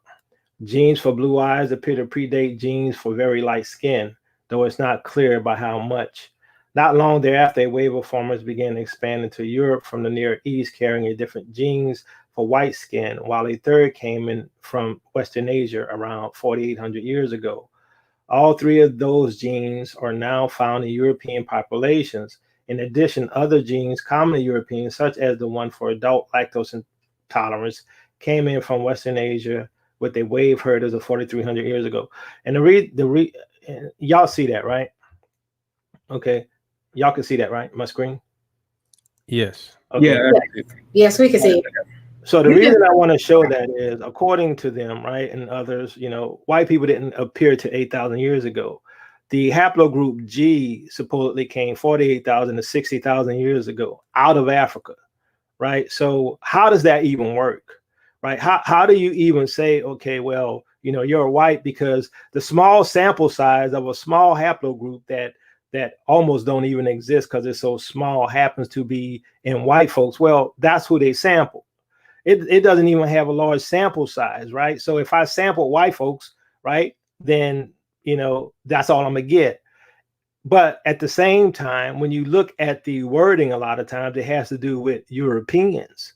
Now, ancient Europeans were not white, right? And as we know from historical documents from Spain and Portugal, Jews lived there. Now, I don't buy the evolutionary model, right? I don't buy the 48,000 to 60,000 year ago stuff, right? That's modern day science, atheism, right? But at the same time, we have to understand, right, that when you start adding it together based upon what they're saying, right, it doesn't make sense. It's not consistent.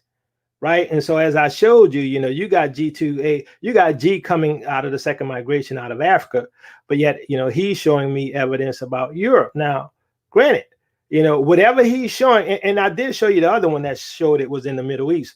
Now, according to Line of Truth, okay, I understand you found that J.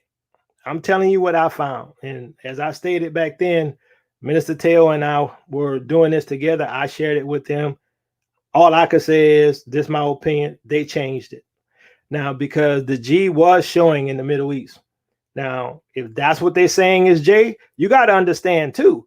They keep moving people into different groups.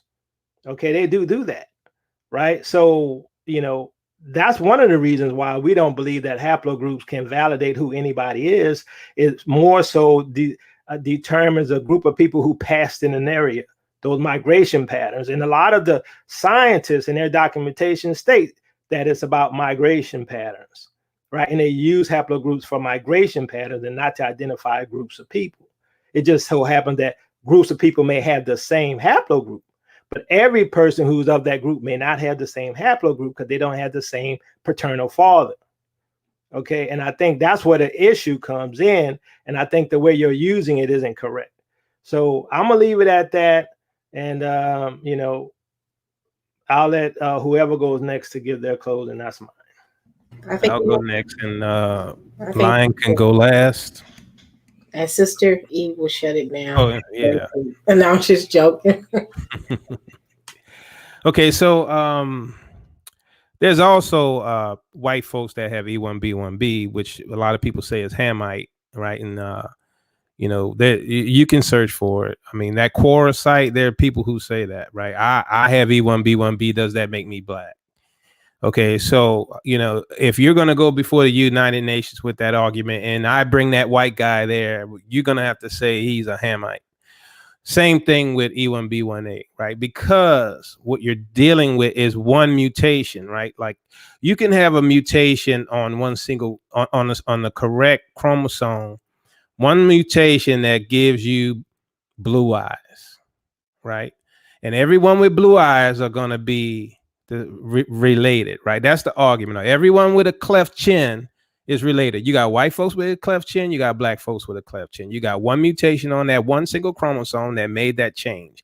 It's no different. You cannot use haplogroups that way, right? You can't. And that's why you see the teaching in the language. They'll say, well, these people occupy this area at this particular time.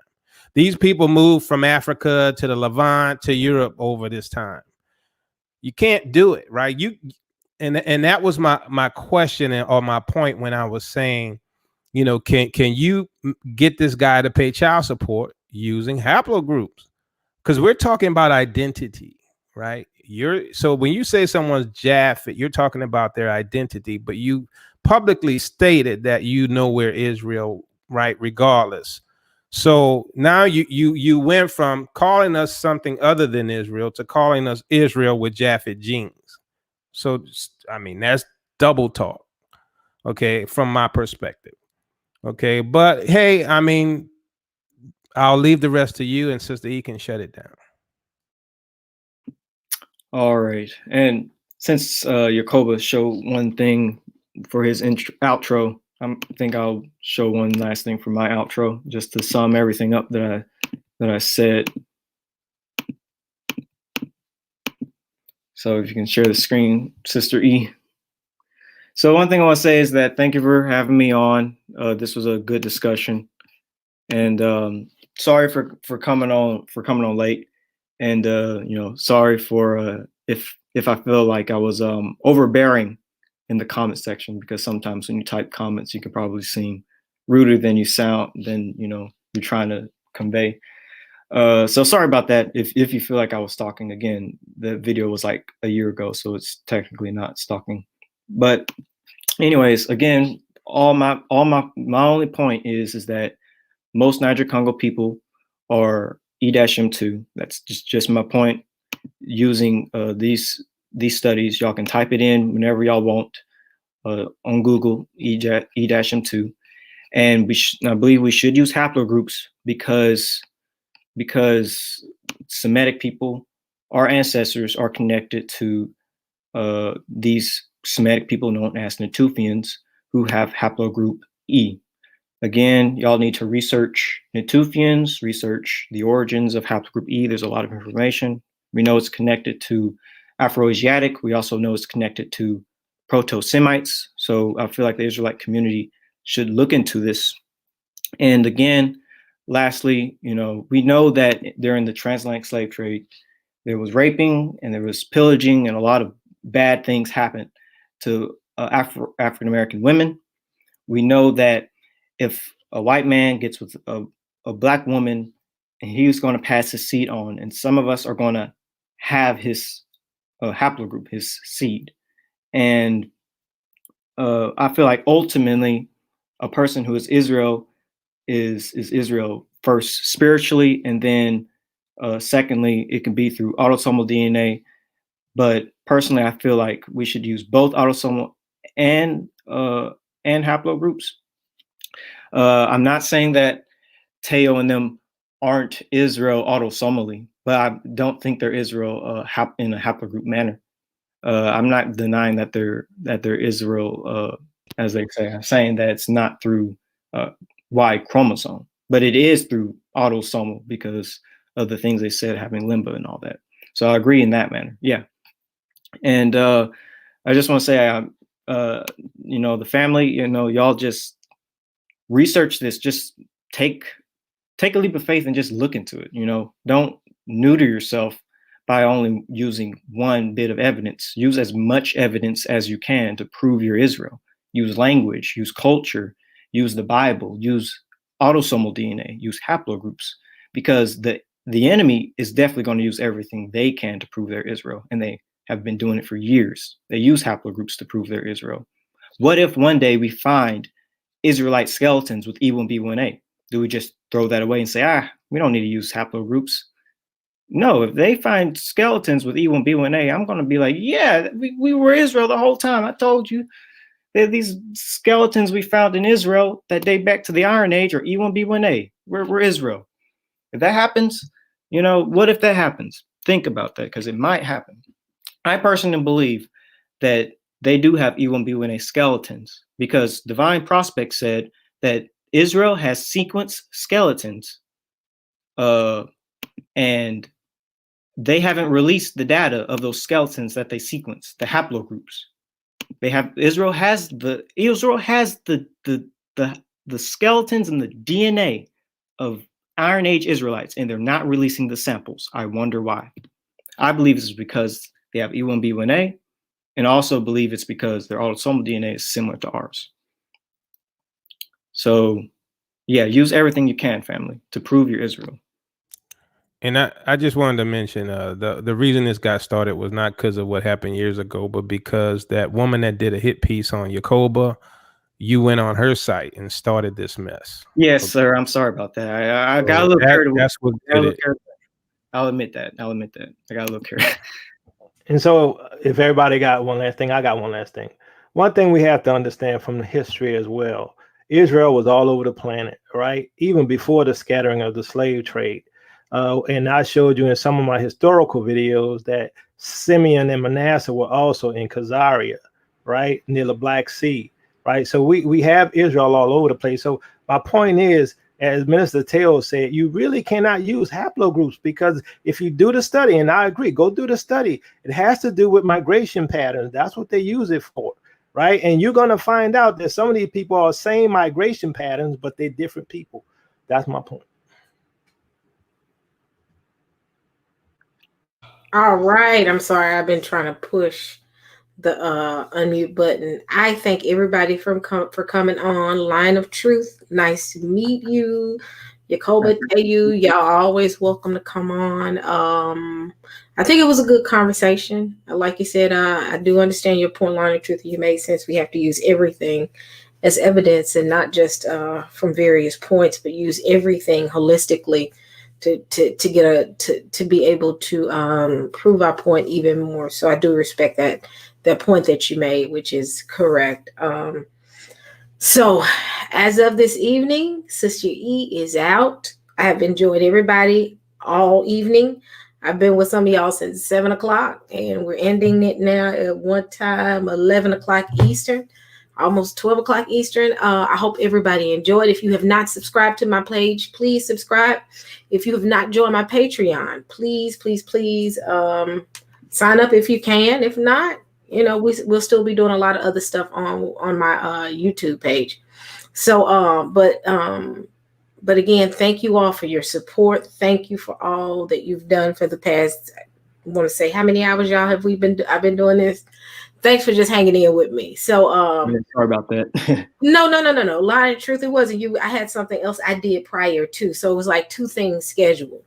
So it's not you. No. Okay. So, but I have enjoyed everyone. Also tomorrow I will be on Dante's show tomorrow, and we're gonna be doing it. He's gonna be interviewing me, which I don't know what I can tell him no more than what I know now. I'm just joking, but just thank you all so much for your support, and I will see y'all on tomorrow, and also I'll be doing some other stuff this week. So thank you all. Have a good evening and good night. Thanks again, Line of Truth, for coming on, and Teotw and Yakoba. I always thank y'all for coming on. And Pastor Kelly, thank you for hopping on for a little second. Everybody have a good one. And also, Pastor Johnson, thank you for earlier today. So everybody have a good one, and